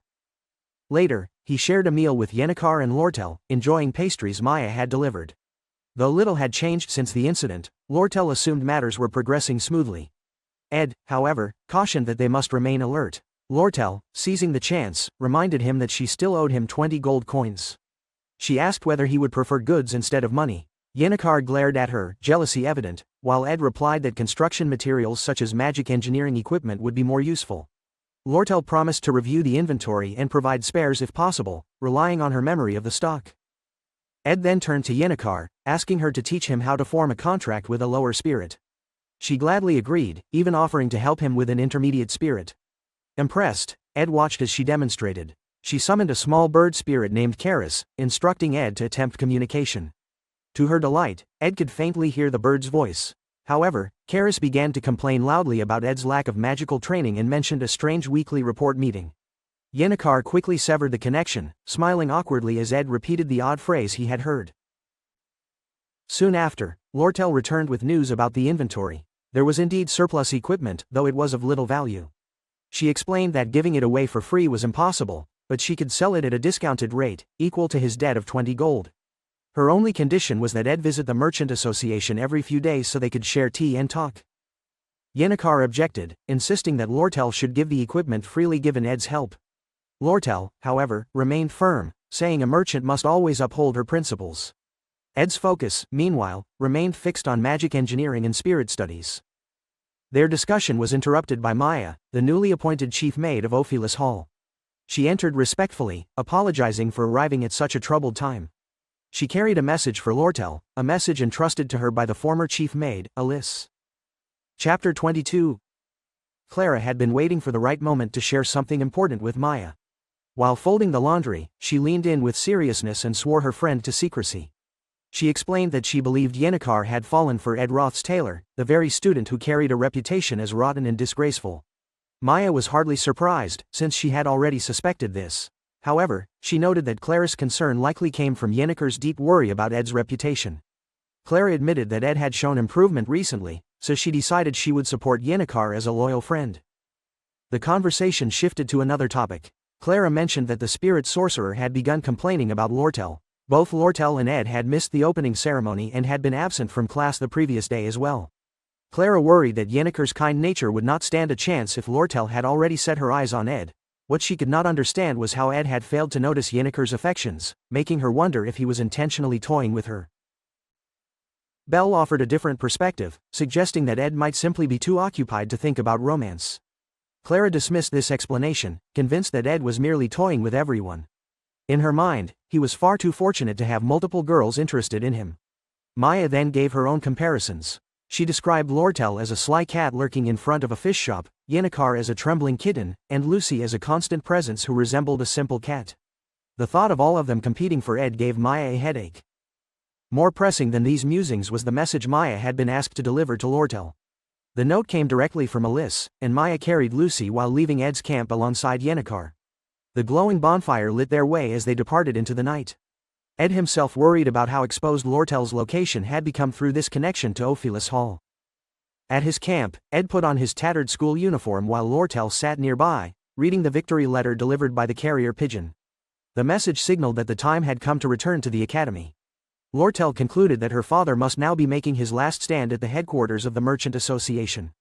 This final act of defiance would keep him too occupied to control her. Yet she still considered the possibility that Eld might have hidden schemes.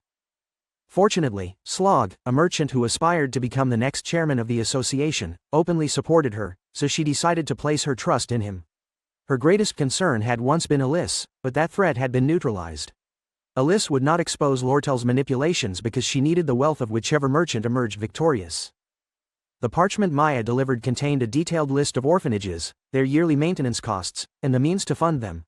Alice, the former chief maid, had carried this burden herself, working tirelessly until her health collapsed.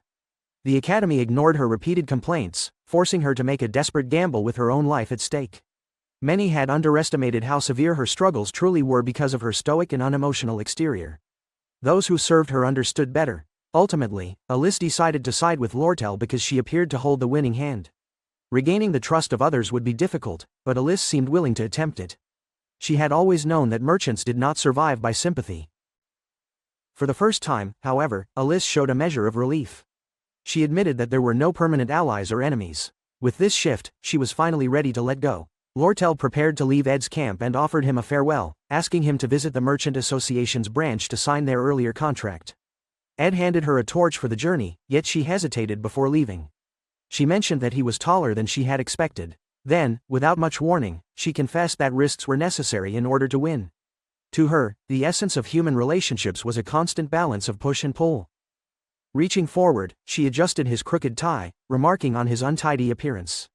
Ed muttered that it did not matter since nobody paid attention to him. She disagreed, pointing out that students of Sylvania should always maintain their dignity. Without further hesitation, she tugged on his tie and drew him forward into a sudden kiss beneath the firelight. She giggled afterward, recalling the raspberries they had eaten earlier that evening, saying the memory still made her happy. Ed, however, remained unshaken and told her to maintain her limits. Slightly disappointed by his lack of response, Lortel decided to leave the decision in his hands. She needed to practice holding herself back as well. With that, she departed, first walking, then running into the night. Ed, who always tried to avoid involvement with the main characters of the story, found himself blushing despite his efforts to remain composed. He looked up at the stars shining above the forest. The moon cast its glow, the crickets chirped, and the fire crackled. Yet he could not escape the sense that the story's trajectory kept pulling him toward its center. His plan to watch everything unfold from the sidelines had not changed, but he admitted to himself that life rarely followed his expectations. He intended to ignore what happened, focus on graduating, and strengthen his personal statistics. As summer passed and autumn arrived, the consequences of that evening began to unfold. On a bright morning, Yenneker received the news of the kiss from her spirits. They insisted that they could no longer stand idle. Even the fire dragon spirit Takan acknowledged Lortel's skill at toying with people's emotions. Alarmed, the spirit sorcerer asked how Ed had responded. The spirits, who had witnessed everything, explained that Ed had rejected Lortel's advance coldly, even cringing at her closeness. This, they said, meant he either lacked interest in women or simply did not see her as one. Yenneker felt relief at hearing this. Yet Takan quickly warned that rejection often had the opposite effect, making someone like Lortel even more determined. Yennecar dismissed this concern at first, but Takon scolded her. He warned that if she failed to act, Lortel would steal Ed away. He urged her to use her lessons in spirit magic as opportunities to draw closer to him. The other spirits tried to pull Takon back, though one encouraged Yennecar to simply be herself, embracing her cheerful and naive charm to create a meaningful moment with Ed. Blushing, Yennecar admitted she would not mind feeding him in a playful exchange. Unfortunately, when she looked for such an opportunity, she saw Ed already feeding Lucy with a spoon. He remarked that the taste of the food was bland, using Lucy as a test subject for his cooking. He planned to delay his culinary practice until he acquired a broader range of ingredients. Ed knew that his stats influenced his survival skills. Balancing all his stats equally was essential, since focusing on only one lowered efficiency. The only difficulty was time. His schedule was consumed by academy demands, leaving only 5 or 6 hours daily for survival activities. Even cutting into his sleep did not give him enough. He worried constantly about efficiency while also checking if the main scenario progressed smoothly. He watched over key figures such as Taeli and the 4 heroines. Taeli appeared to be growing properly, aided by Ayla. Princess Peenia seemed fine, though her clash with Lortel was approaching. Clarence would not arrive until the following year, so there was no immediate concern. His greatest worry remained Lortel. With Elt removed from the association, her actions were harder to predict. Her plan to acquire the Sage's sealed tome seemed unchanged, though delays had become more common. Ed also realized it was time to turn his focus toward the faculty, since the true final challenge of the second act was Professor Glast, who was looking for the hidden mastermind behind the Ophelis Hall takeover. Chapter 23. Assistant Professor Cleo Elpin was the first to raise suspicions about the presence of a hidden mastermind. Her intuition often proved reliable, yet her superior reminded her not to neglect other important matters such as the thesis on divine science he had requested. She gave a shaky promise to locate it by the next morning, though her nerves betrayed her uncertainty. In her office at the Ophelis Hall faculty building, Annis delivered the reports she had compiled concerning the takeover incident. Cleo accepted them gratefully and reviewed the contents with care. Annis questioned the necessity of focusing on a matter that seemed largely resolved, admitting her exhaustion. Still, no matter how Cleo examined the details, there were elements that did not align properly. While Cleo immersed herself in these matters, Lortel arranged a meeting with Ed at the Elt Merchant Association. She arrived later than expected, apologized for the delay, and suggested he return again the following week. To make amends, she offered refreshments and assured him that the magic engineering equipment he requested was ready for collection at the counter. Ed commented on her refined appearance, noting her elegant attire. She explained that she had dressed up for an important appointment. When she asked for his opinion on her look, he redirected the conversation to the appointment itself. Shifting the topic further, she inquired about the progress of his cabin, to which he replied that it was nearly complete. She remarked that he would soon need furniture, though her wares were far too expensive to give freely. Out of professional principle, she could not offer such items without cost. Instead, she broke a chair and handed it to him, suggesting that his woodworking talent could restore it. He attempted to decline but eventually expressed his gratitude. Lortel studied his expression carefully, astonished by his unchanging demeanor. Even after her bold gesture, he refused to see her in a romantic light. She acknowledged her own feelings, recognizing that she saw him as a man while he kept his distance. Offering her aid was a strategy rooted in ulterior motives, though she did not expect an answer. She never entered contests she could not win, yet she still confessed that one day he would also struggle to contain himself. Her smile remained alluring regardless of circumstance, for merchants were trained to conceal their emotions. Yet her trembling hands betrayed her restraint. The following day, Yennecar met Ed, eager to begin another lesson. She summoned a fire spirit and instructed him to focus his magic to form a connection. To his surprise, he succeeded and heard the spirit's faint voice. The small fire spirit introduced himself as Mug, expressing honor at forming a contract with Ed. Mug proudly recounted his extensive qualifications, including excelling at magic efficiency practice, passing council reviews, and surpassing rivals in a competition orchestrated among spirits. He boasted of his unmatched potential for connection and pledged loyalty by vowing to ignite his heart in Ed's service. Ed, taken aback, recalled that during the game he once played, he had formed a light-hearted bond with a spirit, laughing and joking together. Mug, however, carried a far stricter personality. Yennecar explained that she had carefully chosen a spirit with a high efficiency ratio from among those under her contract. The selection process had been competitive, yet Mug had emerged victorious, thanks in part to a plan organized by Takon. She passed the spirit to Ed gently, noting that he would be able to sense its presence even when it was not physically manifested. She warned him to control the intensity of the connection to avoid overheating. When he asked if power increased with deeper connection, she remarked that his description made Mug sound like a machine. Still, Ed marveled at the warmth radiating from the tiny spirit in his hand. To him, Mug seemed like a portable heater, a remarkably practical tool that spared him the need for firewood. Yennecar expressed happiness at his excitement, since she often worried about his constant exhaustion. She promised to teach him not only about the connection itself but also about combat and control. They would need to schedule time in the training grounds, and she offered to provide accessories that could strengthen his connection, though those items were still in her room. Halfway through her sentence, she stopped abruptly and insisted she was busy, reminding herself of advice to play things cool. She claimed it was difficult for her to make time, given how many students sought her instruction. She added that it was somewhat demanding for him to expect so much from her, and he agreed. He considered compensating her, but she immediately rejected the idea, saddened that he would even suggest it. They were close enough that payment should not be necessary. When he pointed out that she had requested something in return, she blushed and admitted that Clara had advised her to be less generous. Ed agreed with Clara's perspective, though Yennecar confessed that she was not so generous with everyone. She promised to explain in detail later. For now, she scheduled their next meeting at the combat training ground and promised to bring accessories and textbooks if required. Waving her goodbye, Ed watched as Mug saluted proudly. With this, Ed unlocked the advanced crafting skill of magic engineering.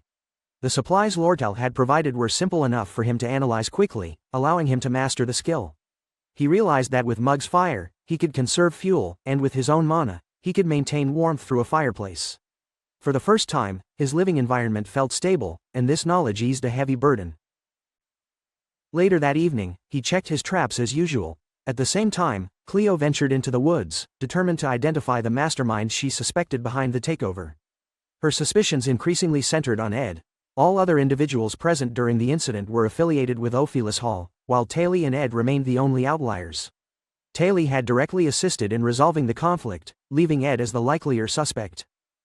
She had come to the woods because she heard of his frequent presence there. However, she did not expect to find him in the dead of night. To her astonishment, she witnessed him dragging Lucy alongside a bleeding deer through the forest. The sight chilled her blood. Lucy Merrill was no ordinary student. Principal Obel himself, a mage compared to legends such as Glocht and the Sage of Sylvania, would need his full power to match her. Yet before Cleo's eyes, Ed carried Lucy's unconscious body with unsettling ease. To her horror, she concluded that this calm display confirmed her fears. Ed Roth's Taylor was the hidden mastermind she had been searching for. Chapter 24. Cleo was certain that her instincts were correct the moment she witnessed Ed carrying Lucy through the woods. The powerful mage hung limply in his arms, and the sight convinced Cleo that she had uncovered something sinister. She watched in disbelief as he hauled both Lucy and a freshly killed deer into a small cabin hidden in the forest. The scene reminded her of the opening of a grim tale, the kind that ended in tragedy. Inside, Ed muttered about how much work he still had to do before turning in early for the night. Taking her chance, Cleo crept into the camp to free Lucy. As she reached toward her, Lucy's body flared with defensive magic. The mage demanded her identity, forcing Cleo to introduce herself nervously as Assistant Professor Cleo Elpin. To her shock, Lucy dragged herself back into the wooden tent with cat-like defiance, glaring before retreating.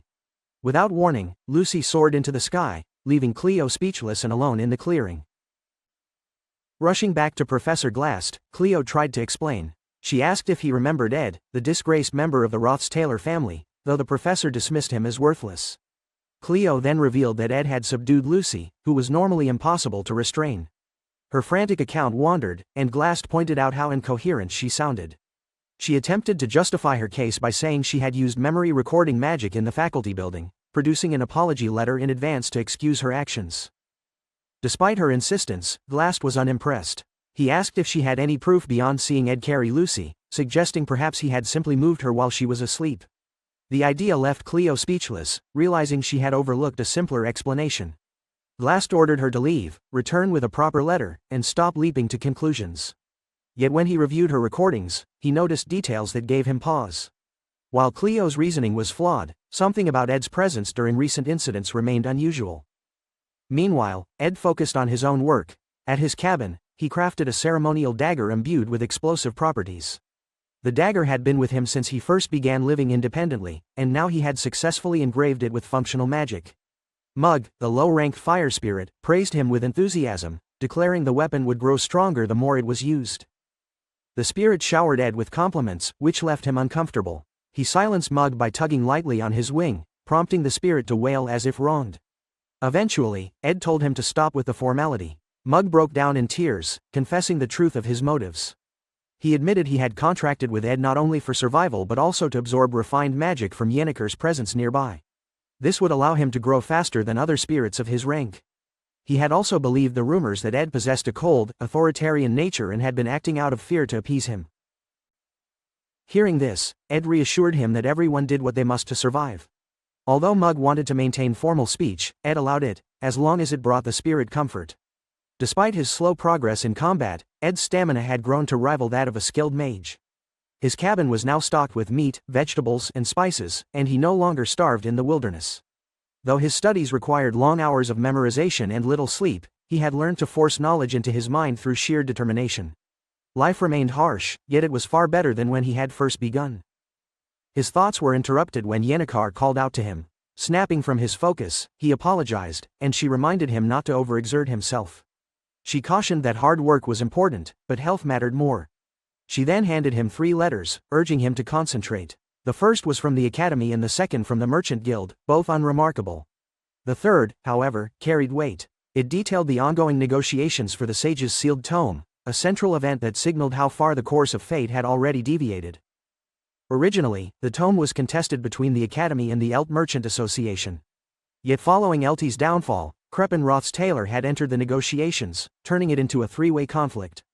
Kreppen, head of the Roths-Taylor family, intended to use the tome to research immortality. His presence was alarming, for he was meant to appear only much later as a formidable adversary. If he acquired the tome now, it could render the future unwinnable, regardless of Ed's knowledge. The letter also carried an invitation, delivered by Claire, the princess's personal guard. Principal Obel had sought the princess's help due to the Academy's worsening financial crisis. Since Sylvania was a private institution, direct royal support was limited. If matters continued, the tome would fall into the merchant's hands, a humiliation to the Academy. The princess, Peenia, was puzzled by Kreppen's involvement, as though he had known precisely when to intervene. Her guard suspected Ed, arguing he might betray others for a chance to return to his family. However, Lortel dismissed the suspicion, arranging a meeting with the princess over tea. Peenia expressed surprise, believing Lortel disliked her. Lortel replied that such an accusation was unfair, as she had come to offer genuine advice. She revealed that Kreppen's involvement stemmed from her father's downfall, for he had originally been contacted to purchase the tome. Despite losing his position, the plan continued under Kreppen's guidance. Peenia considered it strange that the Roths-Taylor family and the merchants both sought the tome while pursuing it separately. Lortel explained that she had no intention of selling to Kreppen, as she wanted to cut ties with ventures tied to her disgraced father. She framed her alliance with the princess as mutually beneficial. Peenia could counter the Roths-Taylor threat while Lortel gained leverage over the tome. The princess asked why Lortel had chosen to reveal this now. Lortel responded that the enemy of her enemy was her friend, and she was also worried about Ed. She did not want him unfairly tied to these negotiations because of his estrangement from his family. Peenia remained suspicious, though she admitted Ed was useful. She considered appealing to his loyalty, issuing orders, or persuading him personally. Yet if he refused to act, she would have no choice but to exploit him. Lortel laughed at the remark, pointing out the irony of accusing her of manipulation while planning to use Ed in much the same way. Chapter 25. Claire immediately stepped forward to defend Princess Peenia, yet Lortel calmly reminded the princess that their cooperation extended only to this particular matter. She warned that attempting to use Ed without proper care would backfire, and Peenia might instead find herself being the one manipulated. The sharp remark unsettled Claire, who wished to reprimand Lortel, but Peenia restrained her.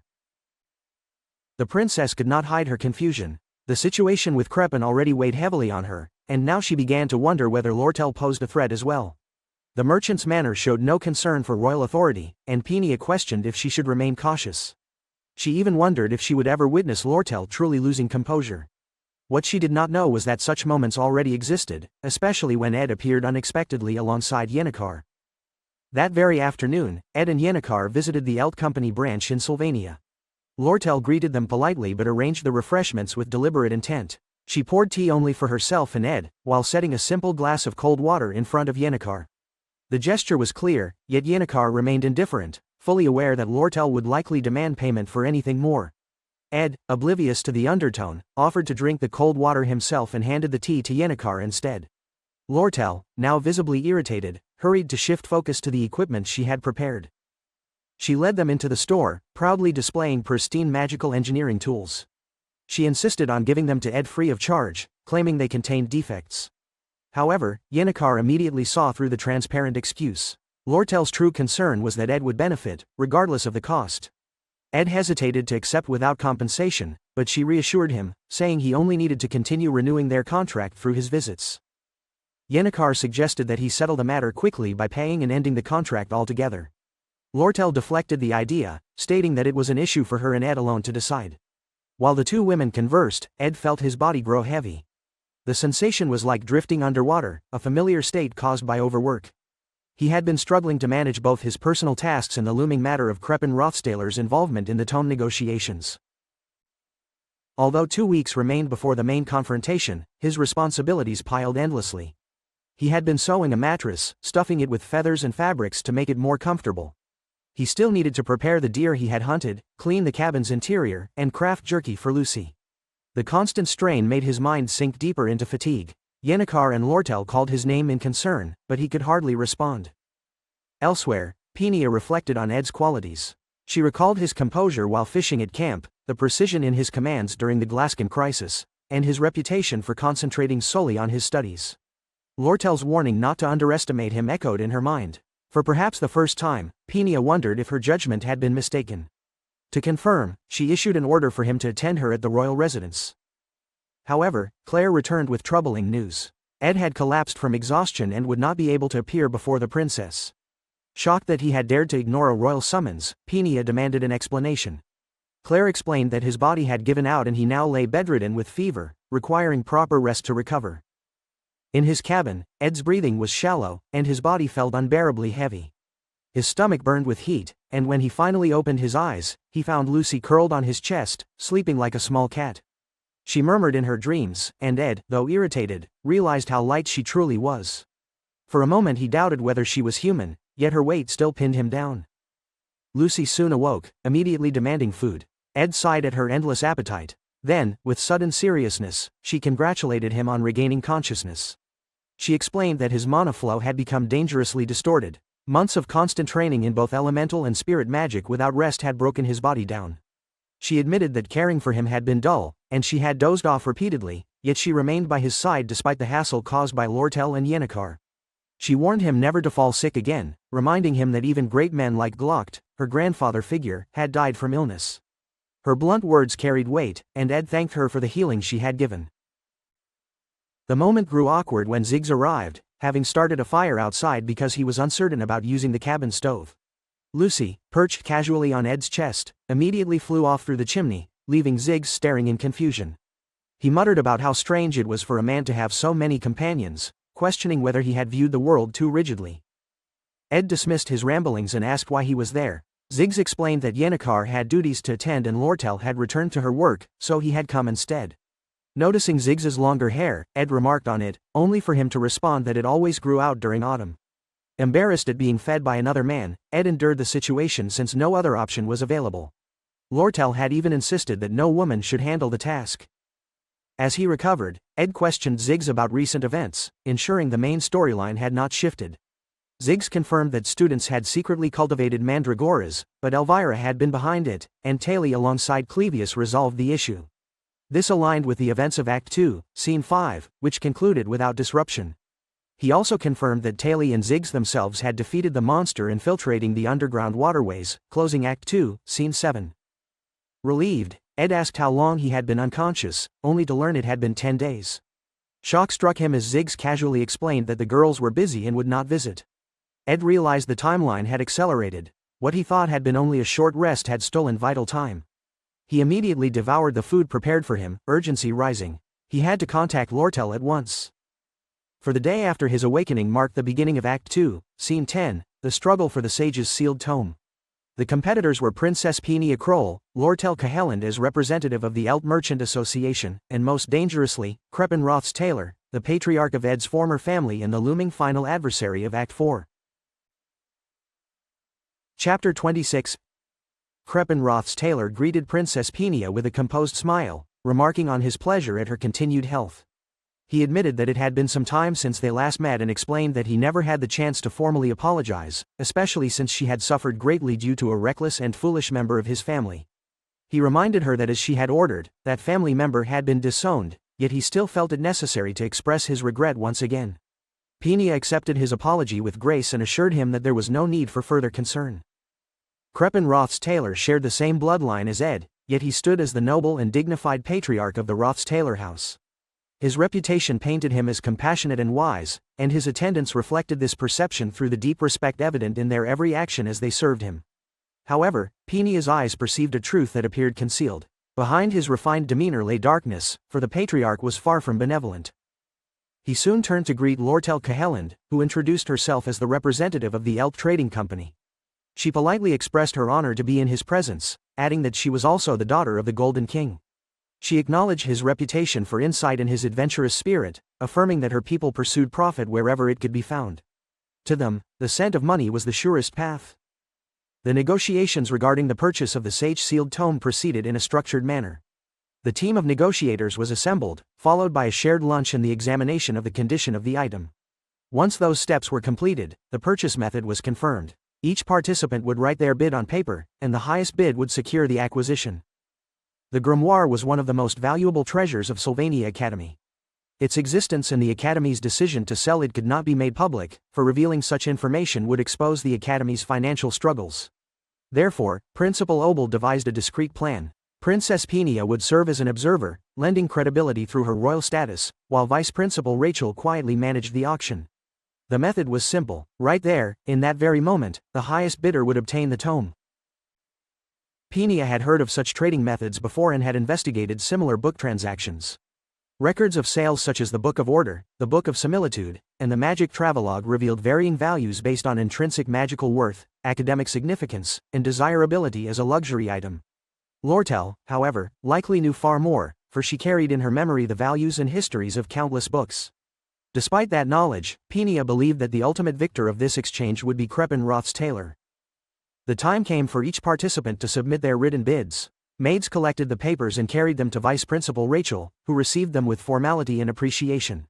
This single-round auction imposed no upper limit. Its success depended entirely on knowing the maximum bid of one's opponent. Lortel, being a merchant, focused on profit. She would not reasonably bid above the highest recorded price of 8,100 gold coins, since exceeding that amount risked losses upon resale. If Crepin simply bid slightly higher than her presumed limit, the grimoire would inevitably be his. The bid amounts were revealed. Crepin Roth's tailor had offered 8,500 coins, exactly as Peenia anticipated. He was not the type of man to pursue book trade for profit. His bid suggested that his interest in the tome stemmed from a deeper motive, though its nature remained unknown. The second paper revealed a shocking twist. Lortel Cahelland had bid 9,400 coins. The grimoire was awarded to the Elp Trading Company. Peenia was left in disbelief, for Lortel had ignored profit entirely. The patriarch's expression hardened with displeasure, and he withdrew for the contract signing.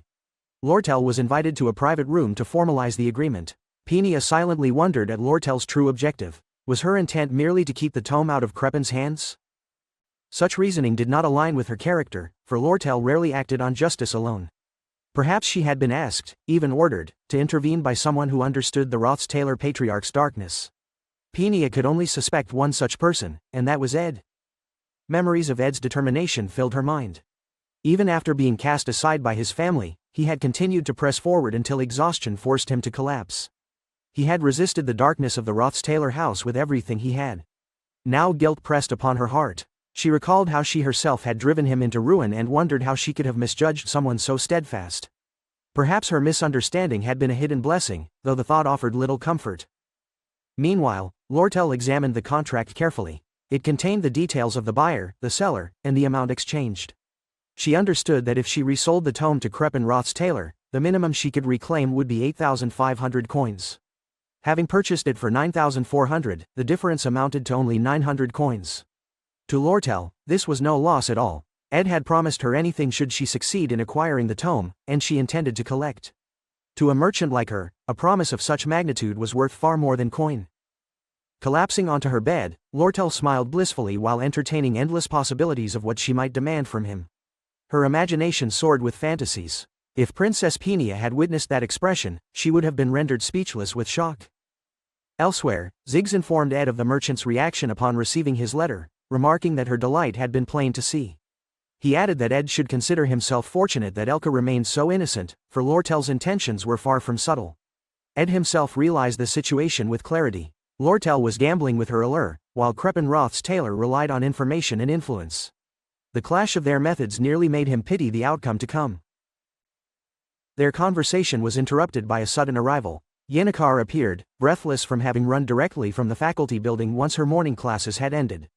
With no other lessons for the day, she planned to complete her assignments in the evening, ensuring she could spend the remainder of her time with Ed. She apologized for troubling him with her presence, yet Ziggs explained that she had worried excessively while he was unconscious, even to the point of running around the academy in tears. Rumors had spread that she was heartbroken. Flustered, Yennecar tried to quiet Ziggs, dragging him away with the aid of her spirits while scolding him about the cold weather. This left her alone with Ed, accompanied only by Mug, who begged Ed to punish him for failing to prevent his illness. The little fire spirit admitted to hiding out of fear that his presence might disrupt Ed's mana, choosing instead to draw mana from Yennecar. Ed considered the spirit overly dramatic, though Ziggs reminded him that his unconsciousness had lasted 10 full days. The realization struck Ed with dread. In his absence, the meat he had prepared would have spoiled, and the fishing nets would have fallen into disrepair. His food stores were gone. He would have to begin again. Despite his determination, his companions insisted that he should not overwork himself. Ziggs volunteered to help, particularly with hunting and woodworking, since he had free time before the exam. As Ed considered his situation, his eyes fell upon the small wooden tent he had built. Memories returned of the days when he slept beneath makeshift shelters, penniless, plagued by insects, and utterly alone. The hardships had been countless, yet he had resolved them one by one. Survival had carried him this far, and Ziggs was correct. Everything would work out. For the first time in days, Ed smiled. Meanwhile, Yennecar observed his weariness with concern. She recalled advice from Merilda, the wind spirit who often played the role of a self-proclaimed dating expert. This was her chance. While Lortel was occupied with business negotiations, Yennecar was told to use the opportunity wisely. She should subtly reveal her reliability and her ability to stand at Ed's side through hardship. Merilda had gone as far as to insist that men admired such traits, even if she herself had no real experience. Though nervous, Yennecar followed the advice. That evening, she prepared a stew of remarkable quality, far surpassing Ziggs' cooking. Ed ate quietly, recognizing the difference yet focusing more on his recovery than on food. His fever lingered, forcing him to rest once again. Yennecar entered his room softly, remarking on his exhaustion. He was surprised that she had remained with him, and she giggled quietly, leaving him unable to guess her intentions. Chapter 27. Ed had not expected to find Yennecar still by his side, and her soft giggle, coupled with a warm smile, caught him off guard. She insisted that she was not trying to do anything in particular. Sitting close to his bed, she assured him that he no longer needed to hide the weight of his struggles. Everyone eventually reached their limits, both mentally and physically, and he was no exception. She reminded him that he worked harder than anyone, enduring an overwhelming schedule with little reprieve. Many people had comforted her during her own hardships, yet nothing had steadied her more than when Ed had remained silently beside her. Now that the roles were reversed, she wanted him to accept the same kindness. Her words carried sincerity as she told him he was doing well.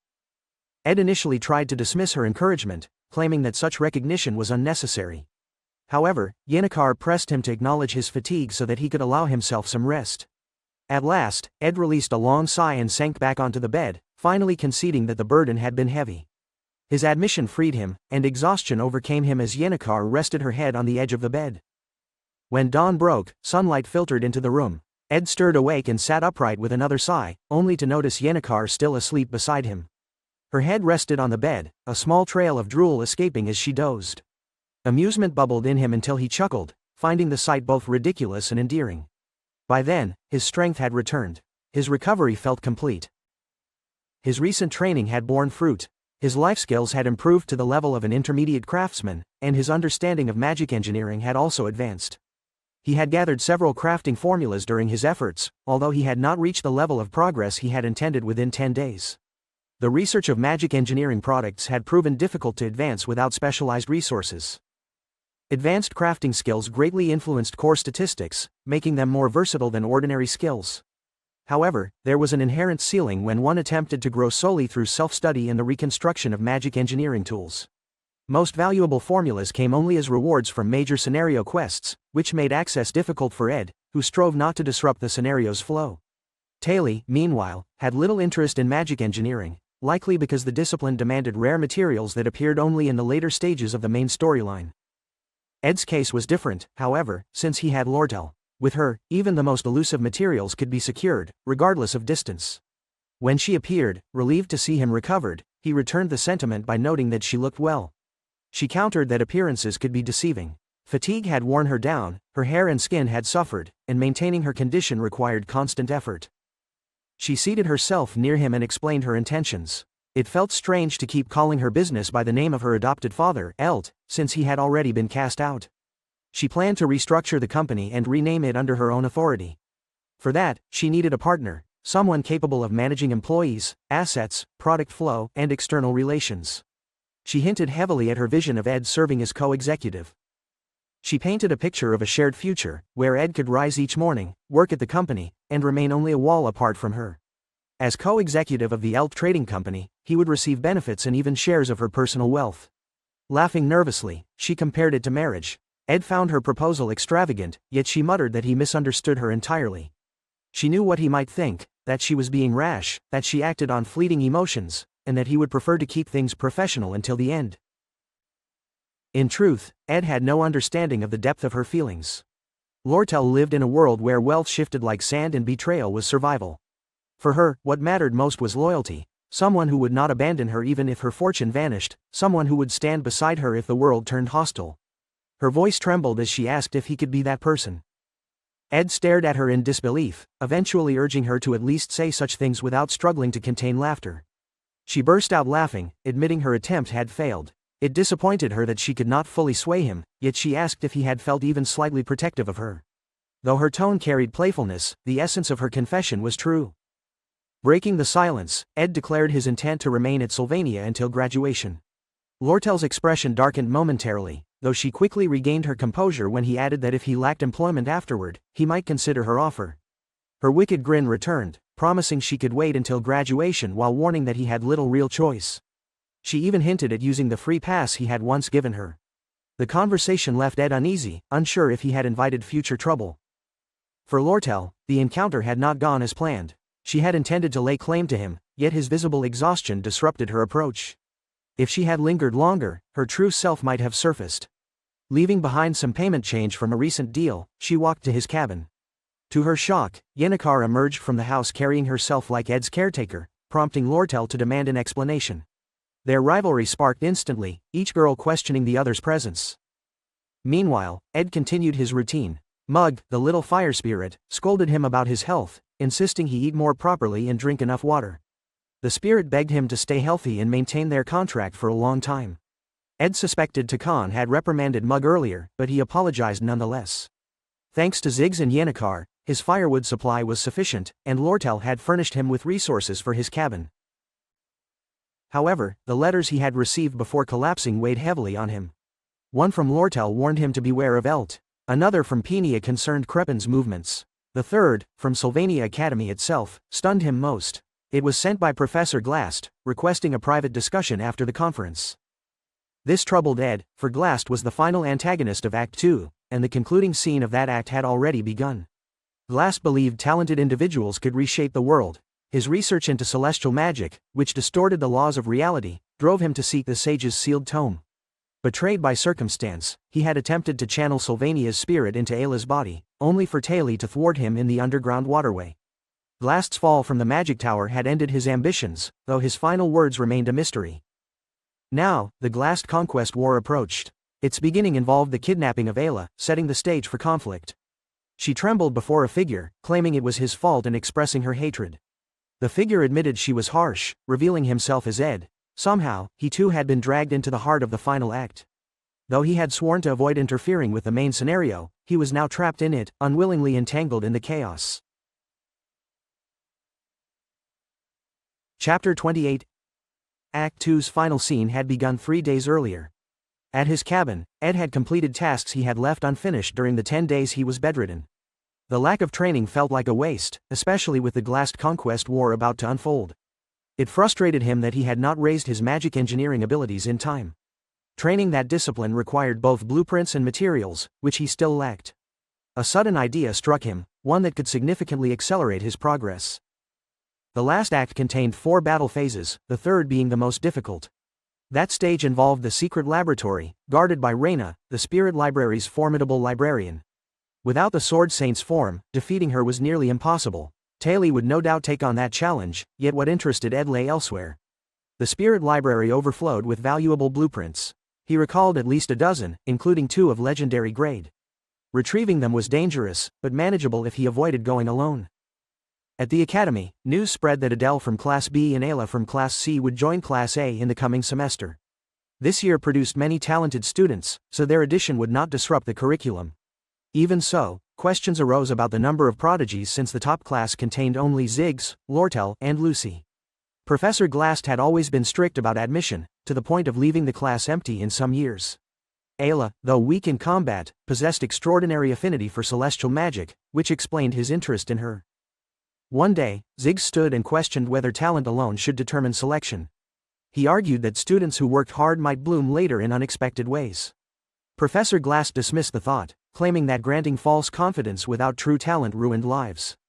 Lortel, already well informed on the faculty before entering Sylvania, understood his rigid stance.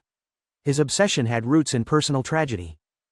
His daughter Muri had been only an average mage. As a father, his faith in her was natural, yet she mistook his encouragement as professional endorsement from a professor. Driven by misplaced confidence, she joined a monster raid far too early and lost her life. The devastation changed him. Since then, Glast trusted only proven talent and devoted his career to celestial magic. In truth, his goal was not the magic itself but its creator, the great sage Sylvania, the most gifted mage in history, remembered for her flowing silver hair. When he called Ayla's name during class, his face appeared gaunt. He quickly dismissed her, claiming he would speak to her later. She guessed it was related to the sage's sealed tome, an artifact vital to his research. Yet his words held no weight, for the ownership connection ceremony was about to take place, binding the tome to her. With the ceremony near, all lessons were suspended. Ed used the opportunity to finalize his plan. His strategy was simple: follow Taylor as he cut through each stage, then collect leftover items. His list included Delheim's hourglass, and countless other treasures, particularly the blueprints hidden in the Spirit Library. Most of these items were impractical for Taylor since they required rare late-game materials. Ed, however, intended to take everything for himself, while also observing Taylor's battle in Phase 5. The war would begin with the resonance ritual. To prepare, Ed told Yennecar he had lost something in the underground waterway and suggested they search together. He expected her to dislike the dark and narrow space, yet she readily agreed, her concern for him plain. With her combat skill and his plan, success seemed certain. Before long, Assistant Professor Cleo arrived at his cabin. She informed Ed that Professor Glast was summoning him. Curious about the timing, Ed wondered if her earlier visit to the cabin had been related. Since he had missed the professor's last summons due to unconsciousness, he decided to attend this time. Upon reaching the office, he was startled to find Ayla already waiting, looking uneasy. He questioned her presence, recalling that she was supposed to be kidnapped once the Conquest War began. Dread crept over him. Why was she here, and why had he been called? On the desk lay research notes and grimoires, yet nothing suggesting a change to the scenario he remembered. The only connection to him was a form submitted during Cleo's investigation of the Ophelis Hall incident. Perhaps she had reported on him, but that incident seemed unrelated. Suddenly, Ed's instincts flared. He drew his dagger as the door swung open. Ayla cried out while Professor Glast stepped in. Mistaking the gesture as a threat, Ayla ran to him. Glast's eyes hardened, and a massive magic circle expanded. With celestial magic, he froze her in place, then disarmed Ed with another spell. To his astonishment, Ed unleashed Mug, his fire spirit. The sudden burst of flames forced Glast to shield himself, clearly surprised at Ed's swift reaction. He questioned whether Ed had managed to scan his documents in such a short time. Ed replied calmly, suggesting that Glast had already achieved his goal. He had no reason to restrain him, and Ed would not reveal anything. Glast admitted he acted for his own sake and asked not to be judged harshly. Ed reflected on his words. Even if he escaped, Glast would not leave him alone, and that interference would disrupt the scenario. Being kidnapped, on the other hand, would take him directly to Phase 3 alongside Ayla. Reluctantly, he considered allowing it to happen. When he stepped forward without resistance, Glast studied him closely. Papers scattered as he cast the abduction spell. Cleo's suspicions about Ed's unusual academic record and survival skills lingered in Glast's mind, yet what stood out most was Ed's composure. His calmness reminded Glast of Muri, his daughter who once vowed to honor him. Lost in thought, Glast failed to notice Mug slipping out through the window. The tiny spirit soared away, heading straight for Ed's cabin where Yennecar waited, cooking dinner and wondering why Ed had not yet returned.